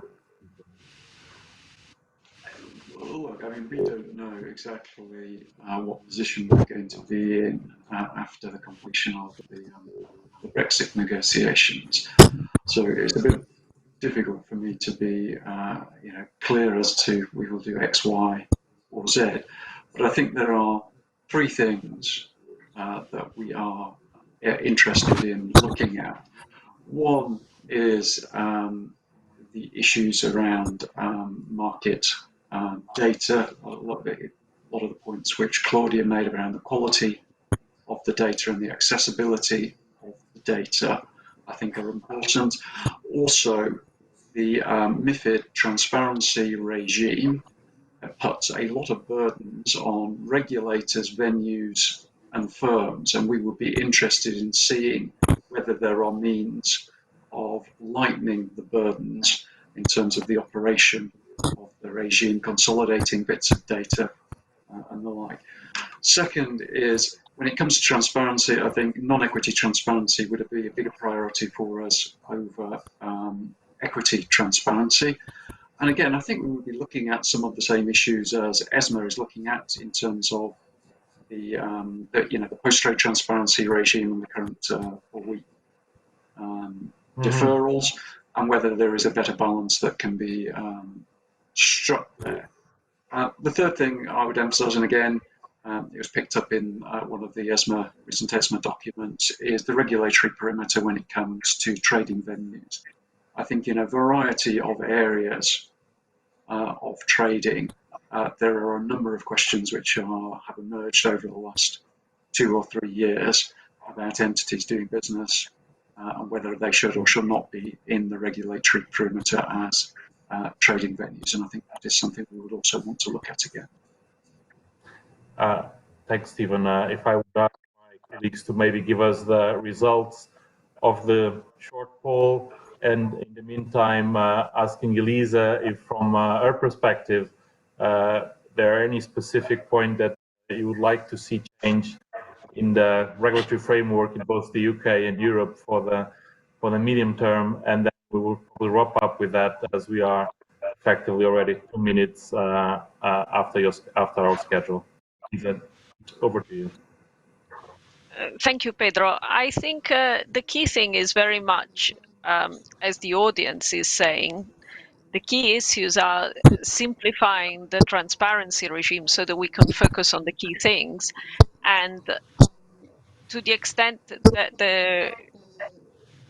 and I think the second one would be removing the share trading obligations, because as we were saying at the beginning of the panel, the benefits are difficult to find. And as Claudia was saying, whichever of the two you look at, there are a lot of problems that are created by them. And if they created them when we had only 2, now that we have 4, it's much worse. Thanks, Elisa. And I thank everyone for your participation. I would stay much longer. I don't think Louise would allow me to do that. So I would just thank you very, very much for your participation, and I would hand over to Louise for the next panel. Thank you very much. Thank you, Pedro, and thank you to the panel. Certainly some very helpful comments and suggestions there. So what we're going to do next is we're going to go into the final networking break of the day. But before we do that, we just wanted to flag with you a very helpful video that's been produced by our capital markets division here at AFME. It's on the equities market share data and why it matters. So if you want to have a look at the video throughout the conference or at a time convenient to you, if you select the partner option on your screen, and then if you select AFME, that will take you to the AFME virtual booth. There's a show reel, and the second video on that show reel is really helpful viewing to understand some of the equities market considerations. We'll now go into the break, and then we'll go into the final session of the day, which is on surveillance and governance. We'll see you shortly.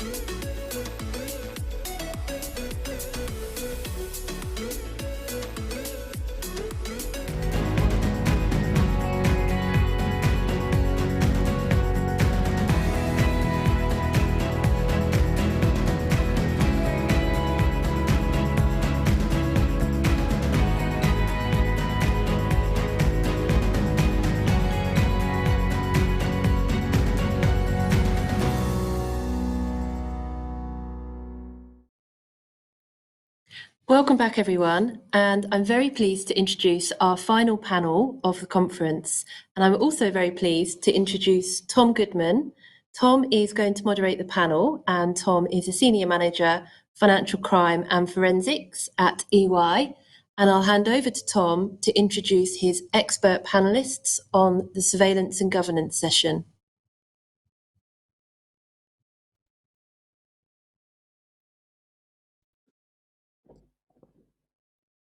Hello, and welcome to this, the final live panel session of the conference, and this one on the topic of surveillance and governance.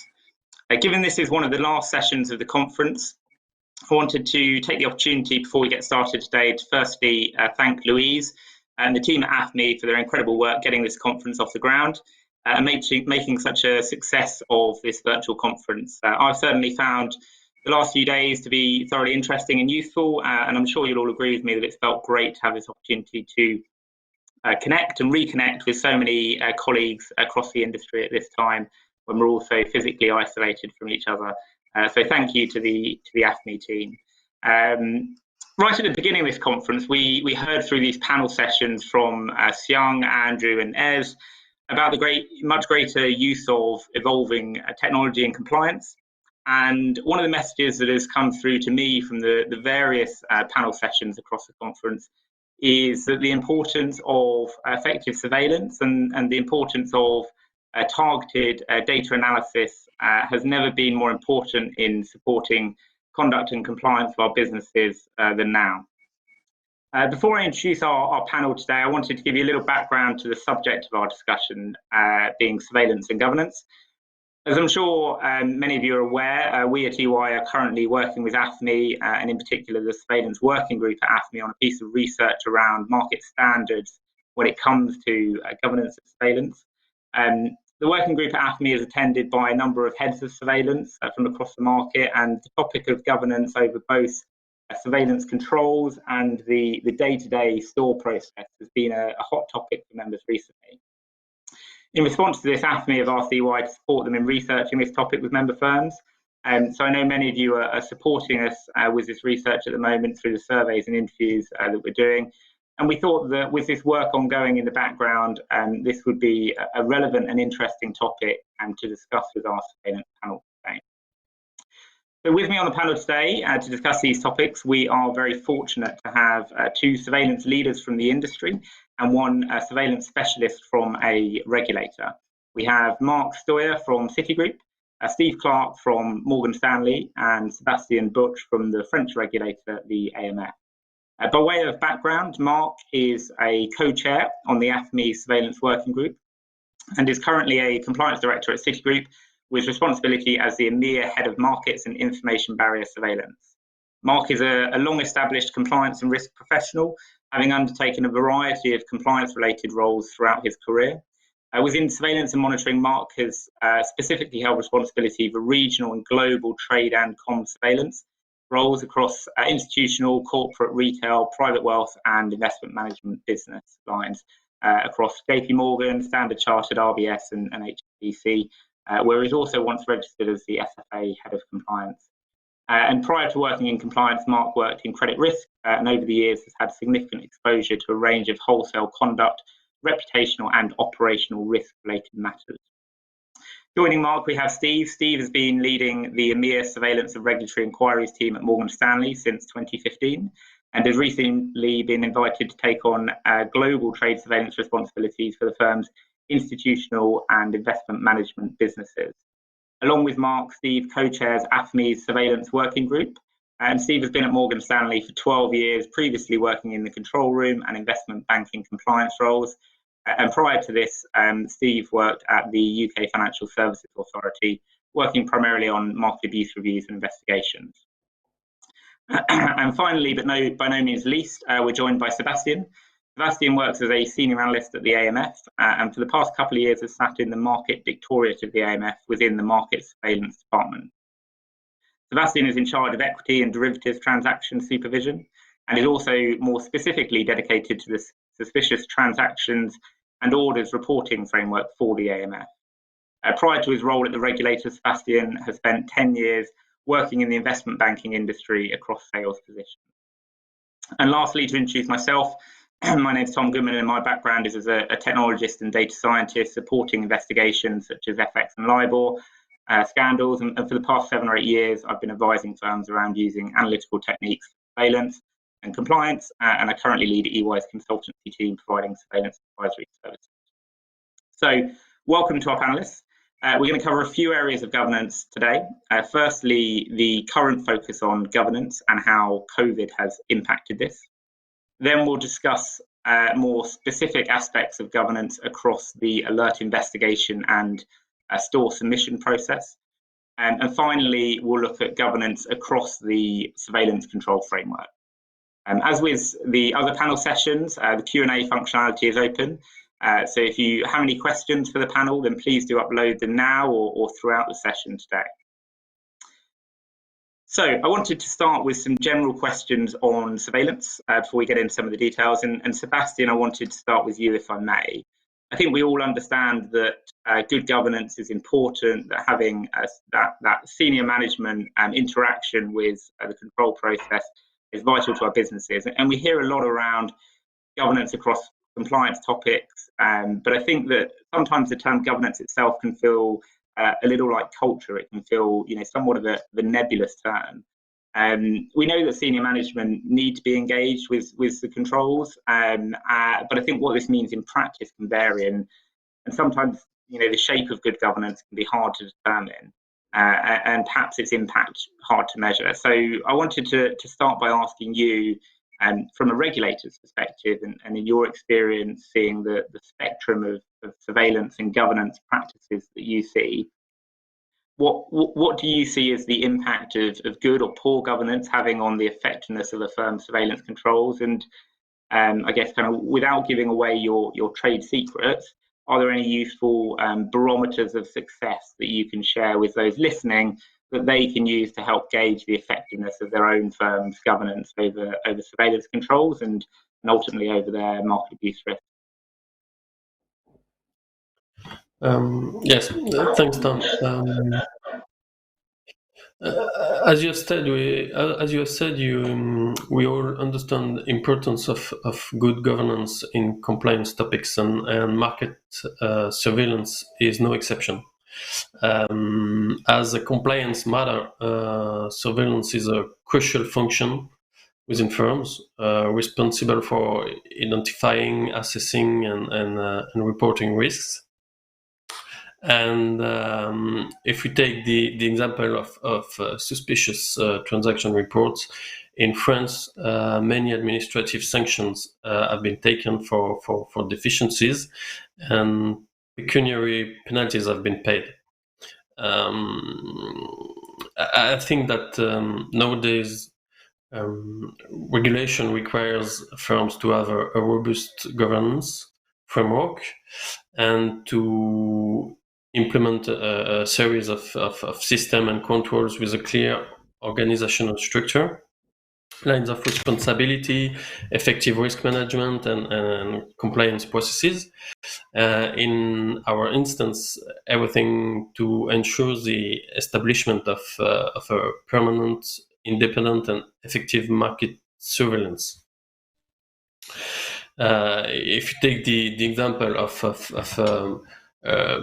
breaking down the silos, you will have immediate effect on market surveillance, making sure that surveillance legal department or business, for example, are not working on their own, increasing interaction. This will have a positive impact in many sectors like scenario modeling, quality control, or alert review. And at the end, it will support high quality of your surveillance outcomes, which is crucial. Because as you know, your national competent authority will assess your company not only on the number of suspicious transactions sent by yourself, but also on the quality and the adequacy of resources you have dedicated to market surveillance, the implementation and functioning of detection systems, your capacity to constantly challenge your organization and all the policies and procedures that you have implemented, actually. Thanks, Sebastian. Thanks. Yeah. So, I mean, a range of topics there, kind of, as you mentioned, quality control, kind of breaking down the silos, which I'm sure we'll come to kind of discuss in some detail. Steve, I didn't want to focus this session kind of entirely on COVID impacts to surveillance, but I think we should touch upon kind of some of the changes that we've seen over the last kind of 6 to 8 months. I mean, certainly from the surveillance roundtables that we run and the conversations in the industry, I think most people in the industry have become very attuned to the conduct risks that have perhaps been heightened during the pandemic. And clearly the shift to businesses operating largely virtually will have left some in management positions feeling somewhat more distant from the teams and processes like surveillance that would have previously had that physical presence in the office. I'm interested in your view from a firm's perspective of whether you've seen any desire from those in management and governance positions over the last 6 months to increase their engagement or perhaps kind of change their engagement with surveillance processes, given both the market conditions and also the new virtual office environment that we find ourselves in. Great, thanks, Tom. Absolutely. I think there's always been a significant level of interest and focus in the surveillance programs and the risks that are being identified through surveillance channels, regardless of the working environment, because as a second line oversight function, compliance departments are responsible for identifying and detecting certain compliance risks, and so to a certain extent, that level of focus and interest hasn't changed as a result of the COVID pandemic. What I think has changed, and I think many people are alive to that, I'm sure it's been mentioned at the conference already, the risk profile has changed somewhat during this COVID pandemic, and therefore the types of risks that we're able to detect for and monitor for through surveillance programs, I think people are looking to use the surveillance channels in a different way. But I think the level of interest, there has continued to be a very strong level of engagement from a senior management perspective in all aspects of the surveillance program because of its key role as a risk detection mechanism. Thanks, Steve. There's actually a question that's come through from the audience that's slightly related to what you're talking about there that I might put you as a bit of a follow-up, actually, Steve. So somebody's asked around the extent to which we can be using communication surveillance to monitor culture, and then also around kind of the MI produced off the back of it. I mean, are you seeing a broader range of stakeholders, a broader set of risks or challenges that are perhaps being put to surveillance as a potential solution to help with some of those at the moment? Yeah, I think that's a great question. Communication surveillance is actually an excellent tool, I think, for monitoring for potential concerns arising with respect to culture. And I can give a couple of examples of that. There's obviously the example of what might you be missing. So where you may identify themes or instances where conversations potentially are taking place on unapproved channels, and are able to follow that down, whether that's through language that's detected through the surveillance models or whether it's the absence of communications themselves. That is a great indicator of culture. And then another example of it would be just the content of those communications themselves. So while culture, as you mentioned, Tom, is a fairly nebulous concept, or certainly can be in the context of trying to surveil for it, actually the content of the communications that we're receiving, which we review in their entirety, that is also a great indicator of culture and where the firm is. Great, thanks, Steve. And Mark, can you give us perhaps your perspective on that original question too, please? I mean, what would you say have been kind of the greatest changes that you've observed or put in place across surveillance processes and governance kind of over the last 6 months? Yeah, sure, Tom. I think what's kind of interesting here is that really one of the things we did is we had a bit of a pulse check with all of the members across AFME, where we probably increased the frequency of meetings that we've been having over the last 6 months or so. And we probably really established that in terms of the actual BAU, the day-to-day of surveillance, typically there maybe hasn't been too much change, in the sense that alert generation, escalation, disposition, store reporting processes have largely been the same as they were when we worked within the office. So the remote environment around that, with regards to the automated tools usage and case management, has been the same. I think from the pure governance lens side of things, though, where we've probably seen some big challenges is the market volatility caused huge volumes, huge output for firms. So there was a lot of discussion around alert calibration, around the increased resource kind of challenge that presented. So what would be the governance processes of bringing in new resources, the training, the assistance there, the oversight, the additional quality control maybe that you would put over the top of that. And then equally as well, the actual parameters themselves around the scenarios that everyone deploys.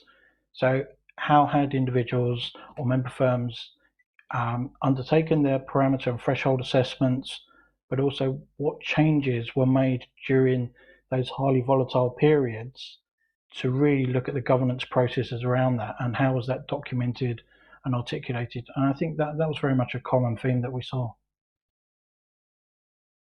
Thanks, Mark. Yeah, I mean, certainly, as you say, kind of calibration and tuning has been an evolving subject kind of over the last couple of years. So maybe, COVID has helped to kind of accelerate some of the thinking in that regard. Again, just looking at some of the questions kind of coming in from the audience, there's one sort of slightly related to what you're talking about there, Mark, around some of the new comms channels that we're having to adapt for.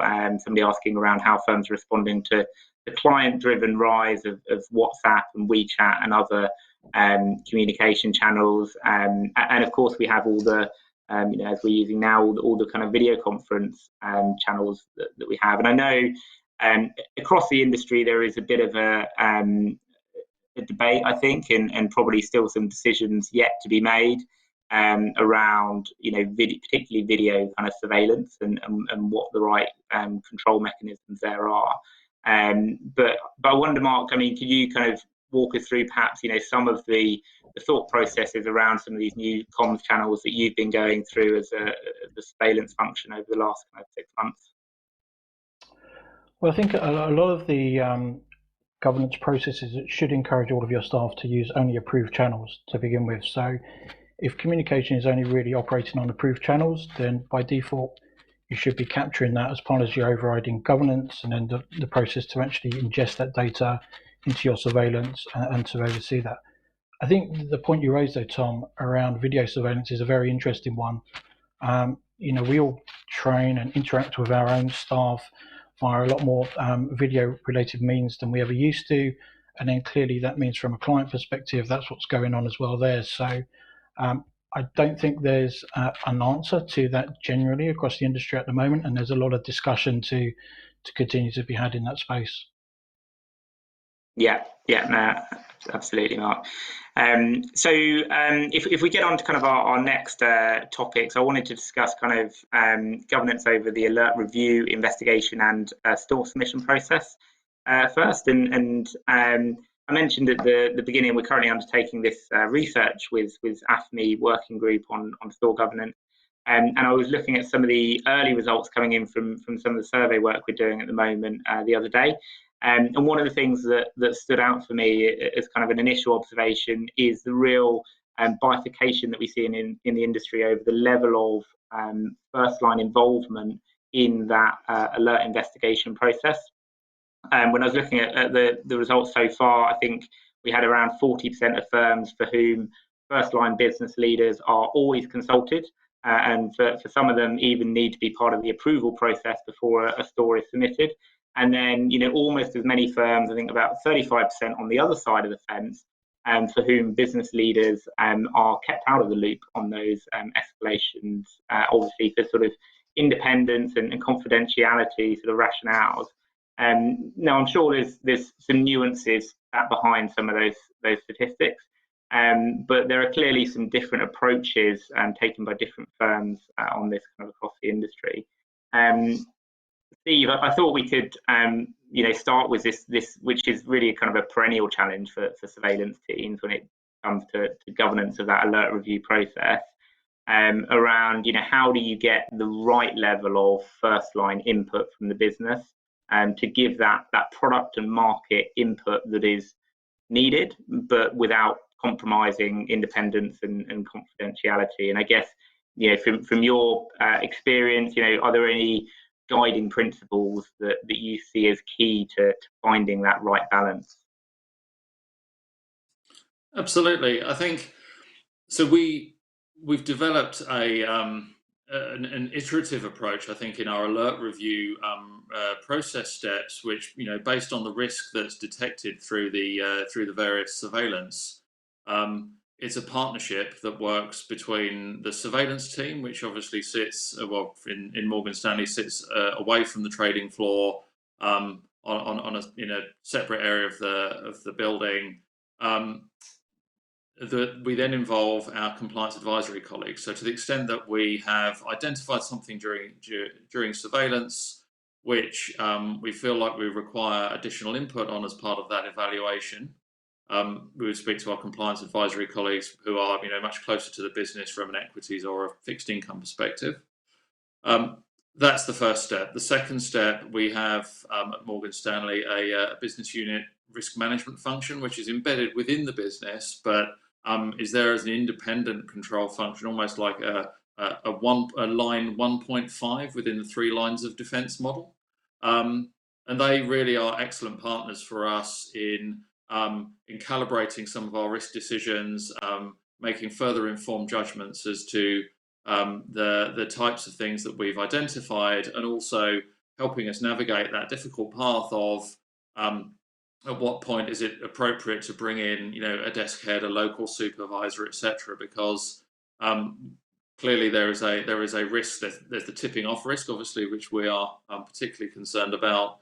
But also, there is a potential conflict of interest there in making that judgment. And so, getting some business-based, but independent, informed input to that decision making is really important for us. In terms of the principles that you asked about in our alert review or our alert design processes, I think for me it's about providing the principles or the concepts behind the surveillance that we're building or we're designing, but not necessarily the details. So again, striking that balance so that you're not entirely opening the door as to exactly how a surveillance would work, but making sure that when you're building something, you're designing it in such a way that it'll capture the things that you're trying to capture. And indeed, in that process, we'd be working with similar groups. In addition, some other independent risk groups within the first line to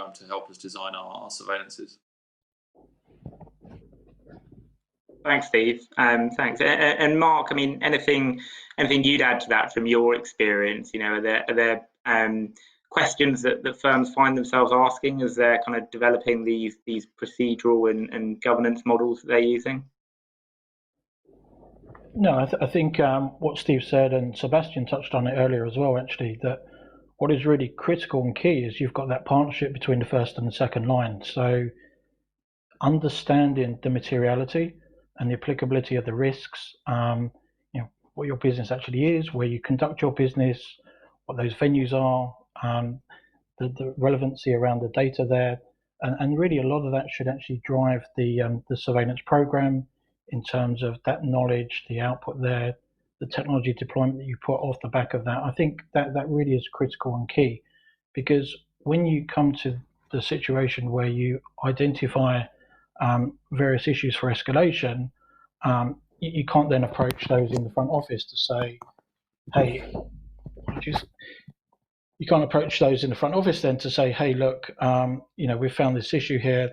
We're looking to escalate this particular alert for discussion without, any prior discussion around the behaviours that you're looking for, the risks, the materiality that would exist there. So I think, that really is a key component, and that all then feeds into your management information and reporting thereafter. Great, thanks, Mark. Yeah, and we'll. I know there's some questions touching on kind of MI, and I think we'll talk about that in a little bit. And I wanted to pick up on one of the points that you talked about there, Steve, around kind of tipping off risk and bring Sebastian in on this. I mean, we heard from Rodrigo at the Spanish regulator CMNB yesterday about the value of stores to their investigations.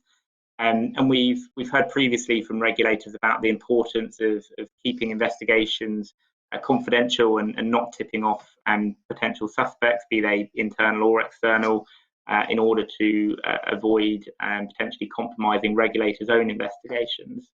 And then on the other hand, we know that there's a need for firms to take appropriate action and to prevent further abuse of the market and financial crimes kind of occurring where they can. So I'd be interested in your experience as to the extent of firms' investigations that continue and actions that are taken after a store has been reported, and in that period after a store has been reported, how, from your perspective, how can firms ensure they're best supporting any regulatory investigations, that your team, for example, might be undertaking?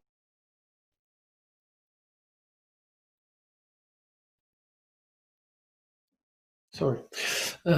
Yes, I just would like first to come back on how stores are important tool to fight market abuse and to preserve market integrity.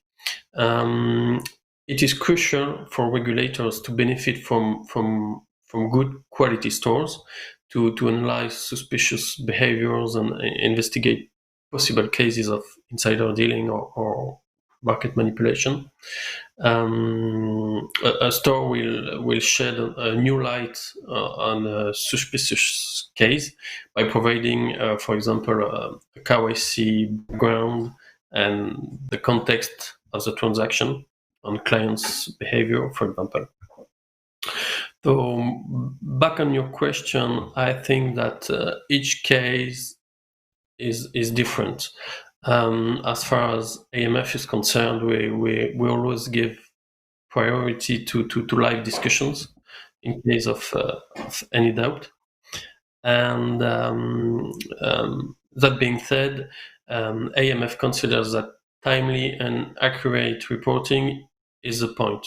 And we won't consider, for example, that executing a suspicious order would made liable for market abuse. In our view, an investment service provider cannot be certain that a transaction is an insider trade or intended to manipulate the market. However, failing to report this suspicious behavior to your NCA would be a breach of Article 16. So just to finish, I have to say that's AMF's point of view, and each case is different, and another NCA will probably have another approach. Great, thanks, Sebastian. I mean, great perspective there. To add, and as you say, of course, regulators across Europe might take their own approaches and nuances to that view. I wanted to start talking a little bit about deep dive reviews, and we've actually had a question come up, I think, around I think sort of related to this topic. have you introduced bespoke surveillance reviews in addition to ongoing monitoring programme in the context of the new work from home setup and associated risks?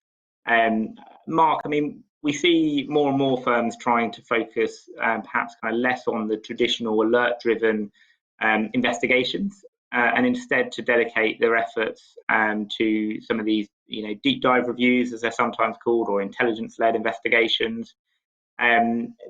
These processes are often more driven, from my perspective, I think, on analyst experience and skill and insight than perhaps on, well-documented and regimented procedure. How do you think that the existing processes and governance models and expectations that are put upon surveillance by people, internally or externally, will need to adapt to, fit this less procedural paradigm of investigations? And I mean, do you agree? Do you, to the questioner's point on Slido, do you see this as a growing area of surveillance? Yeah, for sure, and I think it's a great question. I think if we look at the traditional surveillance models, many of those historically have been very rules-based. So there's been a definite process to really look to understand the rules, understand the behaviours, map specifically against those. But then when you have significant market events, as we've all witnessed over the last 6 months or so, that has in itself lended people to maybe question a little bit at times the efficacy of some of the models and how they operate in real situations of stress. So where we've probably seen a lot of members of AFME taking alternative kind of views is really to look at how would you actually construct a deep dive program to really assist in some of those more material market driven events that have occurred. So particularly from the governance lens though, I think what's critical and key is around defining what those market driven events actually are and what you're really looking for in those situations. So what behavior is it that you're looking to detect for? What's the scope of the review that you're going to undertake? What's the breadth of the asset classes? Is it cross-product manipulation that you're looking for in those situations? Is it on venue? Is it on exchange? The time periods? And then there's the governance around the data collation there that you'd put together, the review, the sampling period, and then the outcomes that you would take from that. And I think one of the things that we would be very keen to look at ourselves is when we undertake those reviews, just ensuring that the governance process is very strong, but then in addition to that, that anything that we would look to identify, we would follow the same path that we'd ordinarily would follow for typical surveillance alerts. So escalation, further review, further management reporting, further store reporting processes and submissions, and that would be very much the trying to massage that into the existing governance process you'd have for your surveillance capability and enveloping it really within that process. Thanks, Mark. Yeah, so I guess kind of a combination there of kind of new innovative approaches, but with the existing kind of good control structure that we like to have in place.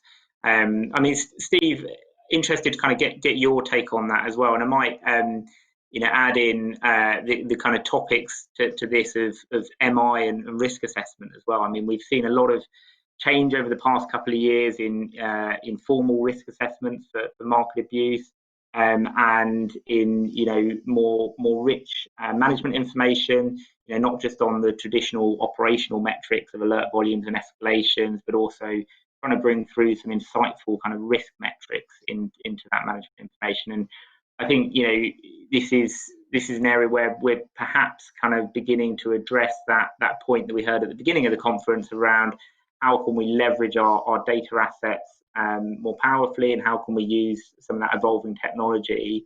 And of course, MI is one of the key tools that firms often use to help demonstrate their senior management oversight of the controls. So, alongside the risk-driven MI, the risk assessments, and then some of those kind of intelligence-led deep dive reviews, are we beginning to move towards a model of surveillance that relies less on those traditional predefined scenarios and the alert paradigm that were also useful? Or do you think kind of each of those things in and of itself is an evolution of those kind of siloed areas, but ultimately we're going to have to rely on that legacy kind of de facto setup to give us the sense of control over the risk that we're used to having? I think it's a really interesting question, Tom, and perhaps that's one of the hottest topics in the surveillance landscape right now. Is the industry has grown up around rules-based surveillance, whether that's in trade or communications, and it has served its purpose. It's served its purpose extremely well. But as our data sources get richer, and the types of conduct that we're looking to solve for continue to get broader, then I think it's inevitable that the approach to risk identification and detection that needs to evolve in a similar fashion. So whether we're ready right now to move away from rules-based surveillance and immediately launch into the next generation type of tools and approaches, personally, I don't think we're ready yet. I think there will, for the medium term, there will always be a place for rules-based, an element of rules-based surveillance as a bedrock to your risk identification and risk management program. But there's no doubt that as techniques are evolving, that programs are evolving alongside those. So whether it's using more advanced analytics techniques to improve the efficiency of your communications surveillance, or as Mark described, using more targeted reviews to really focus in on new or emerging risks and respond to those risks in a fairly nimble way, an effective way. I think the breadth of surveillance programs is really evolving quite rapidly at the moment. Thanks, Steve. Yeah, and I guess kind of as we're innovating and as we're trying to evolve, there'll be people across surveillance with various views, and also kind of stakeholders across the business with various views.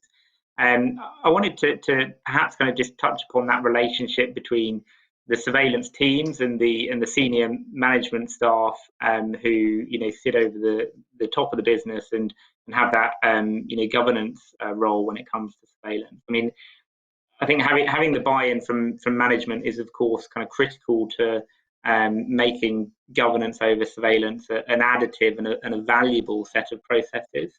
But I'd be interested to hear your experience from across the various ways that surveillance teams kind of no doubt engage with management and governance stakeholders. I'd be interested to kind of understand from you, what do you see as working well, both from kind of a process perspective, but also from a kind of people and cultural perspective, and how can surveillance teams get the most out of the senior managers that engage with them, and try and increase the productivity and the efficacy of the surveillance controls through that. I think the support and engagement that we have from our senior management group is incredibly important to enabling us to operate a successful and effective surveillance program.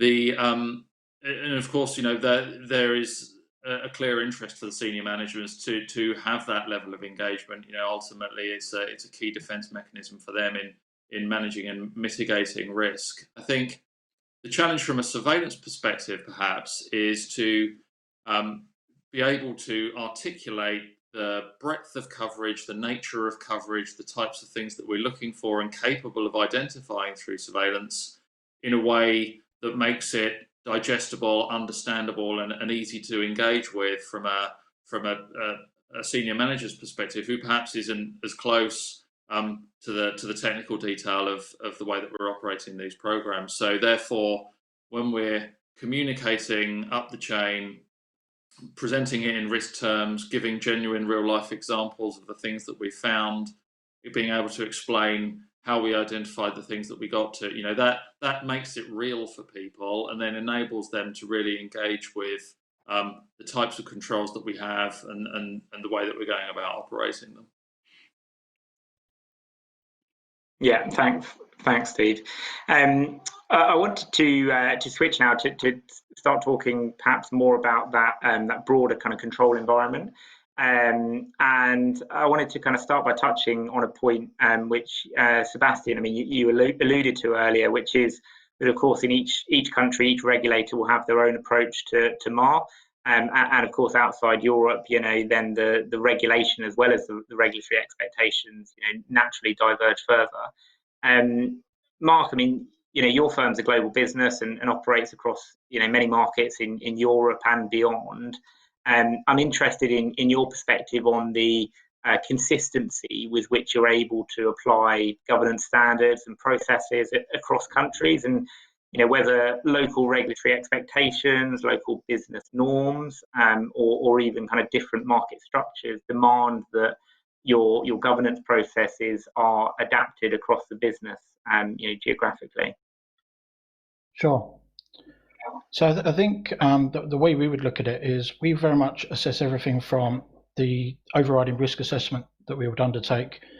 So we would look at the core rules, for example, what would apply from a MAR perspective across the EU, and then we would look to see whether that should become, in effect, the global minimum standard. So would we effectively expect to see those types of behaviours being deployed in other markets elsewhere? And if that would supersede the local regulatory requirement, is that really the best practice way to go? And is that the right thing to do from a global minimum standard perspective? So that's really the first port of call there, to define the risk assessment and to really map against that. And then I think there are a number of other areas which are really key and really touch into the world of surveillance, and they range. So they range very much from the first line and data.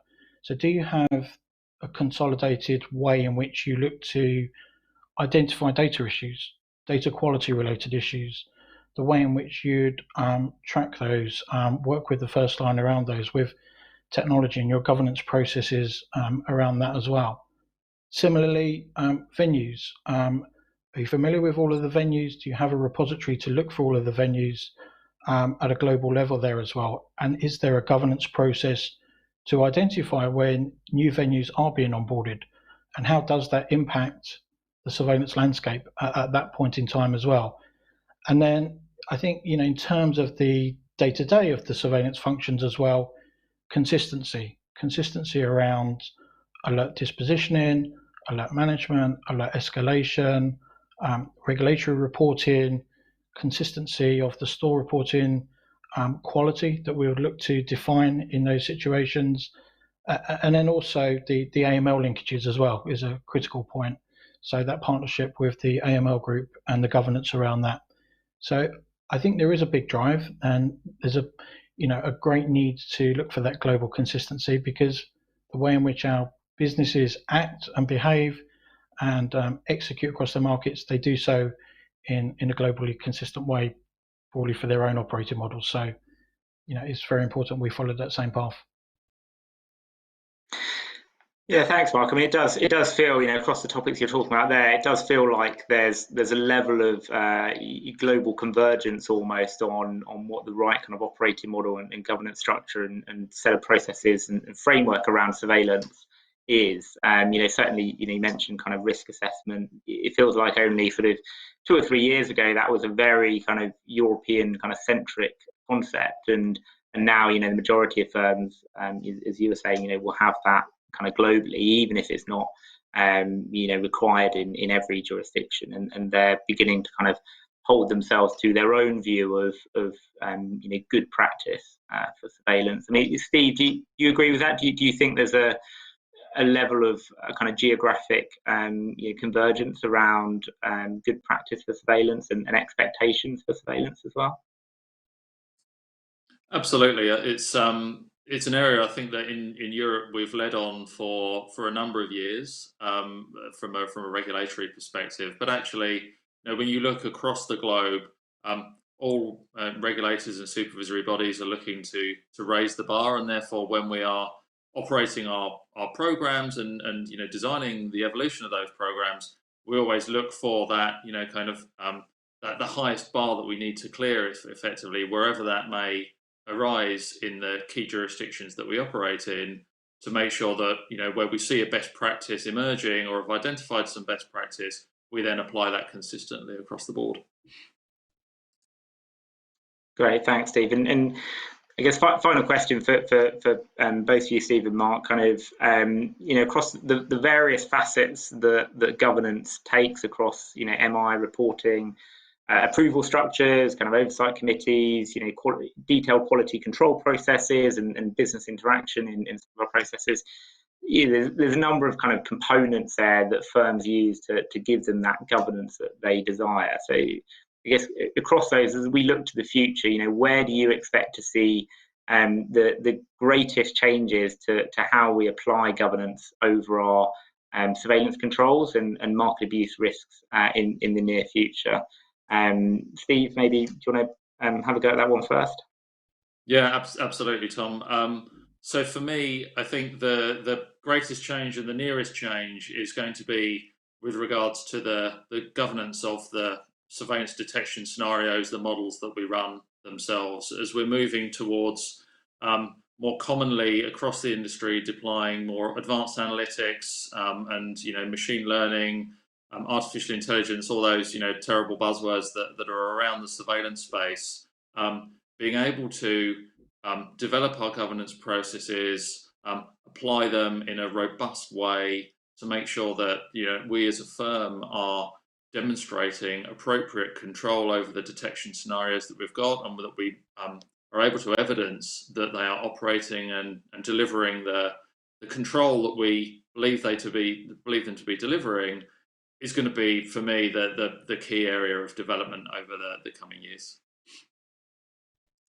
Thanks, Steve. Yeah, I mean, it almost sort of goes back slightly to the one of the points at the beginning around calibration of scenarios, and as you say, there's some debate, I think, in the industry around model validation, model risk management for surveillance scenarios.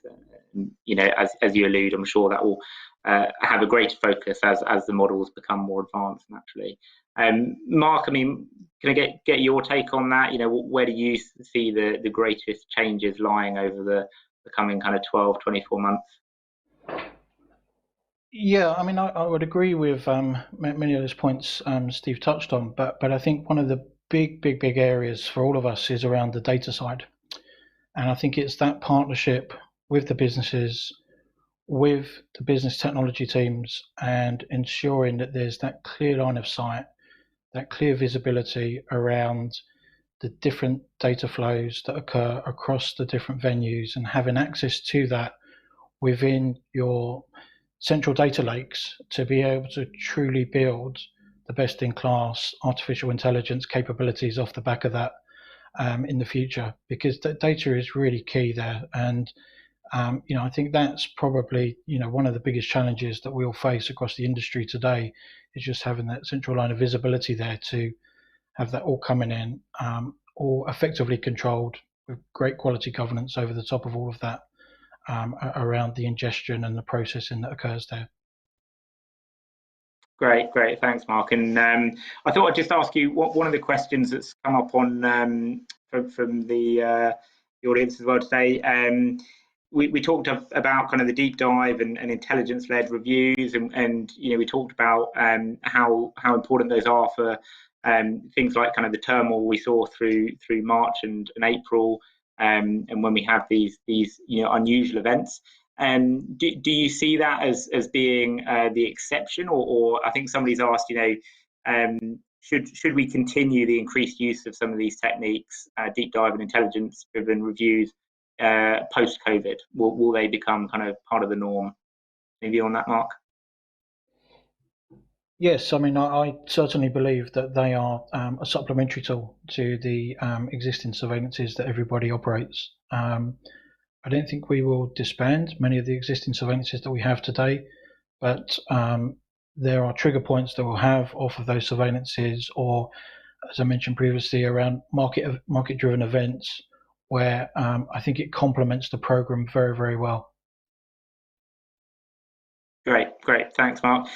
And Sebastian, final question for you just before we run out of time. Same question, but I guess from a regulator's perspective, what area would you like to see the most change in?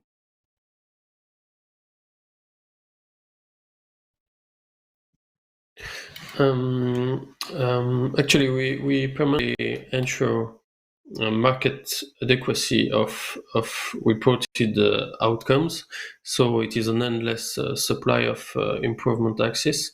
At the AMF, current focuses are on sensitization of underrepresented reporting persons, like asset manager, for example, as recommended by ESMA while the last peer review on the subject. Other point is finding accurate balance between insider dealing and market manipulation reported cases, and still extending the scope of product, of course. So this is part of improvements we would like to see changes, and we are working on. Great, thank you, Sebastian, and a good point, I think, to finish up on today. Though no doubt a number of the topics that we talked about today, I think, as we've probably agreed, don't have an answer that we've come to yet. So no doubt, kind of ongoing areas of evolution for us all. Thank you to our three panelists, Sebastian, Mark, and Steve, for joining me today and giving us your insights, as well as some of your visions for the future. Some very insightful comments there, and hopefully a few useful takeaways for conference attendees. As I mentioned at the beginning, the AFME Surveillance Working Group is currently looking at this topic and working with ourselves, and we'll be looking to publish this research later in the year, so please do keep an eye out for this. Thank you for joining today and listening to this panel session, and I hope you have a great afternoon. Thank you. Bye-bye. Thank you, Tom, and thank you to the panel for providing the closing session of our first ever virtual compliance and legal conference. Now, before you go, I do just have a few closing remarks and some great updates for you. First and foremost, we hope that you've enjoyed the virtual conference and that it's been an opportunity for you to gain some new insights into the key issues shaping the legal and compliance functions in the European financial sector. I personally think we've had some truly excellent panel discussions, really helpful keynotes, and some really insightful discussions and debates. There's a wealth of information already available on the BRELA platform, and if you go to the partners area of the BRELA platform, you'll be able to view a variety of reports, papers, and indeed go to the AFME section for that equities market share data and why it matters video.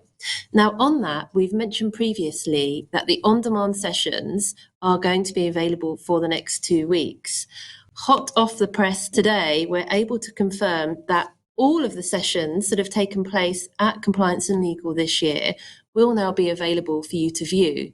Now, you won't be able to download them, and this is for people who've already registered for the conference as delegates. So it's not going to be publicly available, but all of the conference discussions, keynote remarks, and panel sessions will be available to you. So if you missed anything, there's a great opportunity to go back and watch something that you might not have seen already.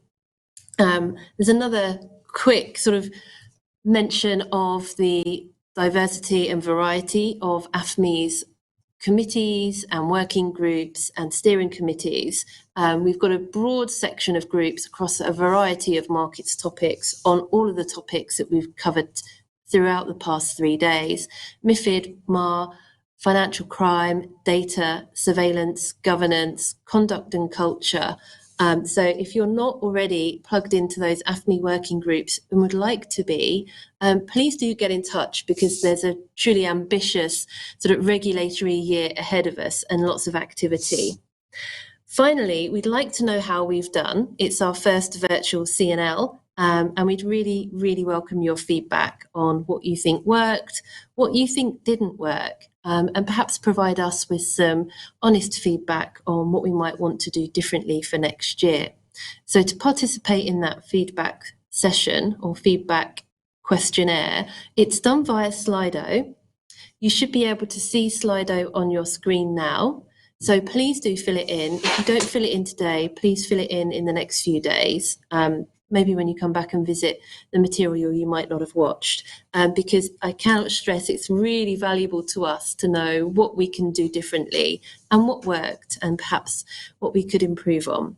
So please do that. And then finally, this couldn't have happened without you as a delegate, without our excellent panels, without our moderators, without the keynote speeches, without the AFME team here. And by that, it's all of AFME. You know, this is a real team effort, and our events team and our capital markets team and the AFME policy team, just to name a few, have been really helpful. Our press and our communications team too. So thank you to everyone. Thank you to you. And thank you to our conference partners. This is, as I say, an exceptional year. And we're really honoured and thrilled that we were able to have so many of you come on board and partner with us. So our lead partner, Herbert Smith Freehills, thank you not only for the sessions that you delivered, but also for joining us this year. I'd also like to say a huge thank you to our premium partners, to Clifford Chance and to Latham and Watkins, and all of the material that we've discussed is available in their areas of the BRELA platform under partners. We'd also like to thank our other partners, Capital Forensics, EY, Natixis, and our associate partners, Duff & Phelps and the Me Power Team Power team. And great thanks to ICMA for being our event endorser. So that's it for me. I'm afraid we can't offer you a grand Parisian lunch as we did last year, but I hope that you've enjoyed this year's conference. Please do get in touch if you've got any questions at all, and we look forward to seeing you again next year. Thank you, everyone.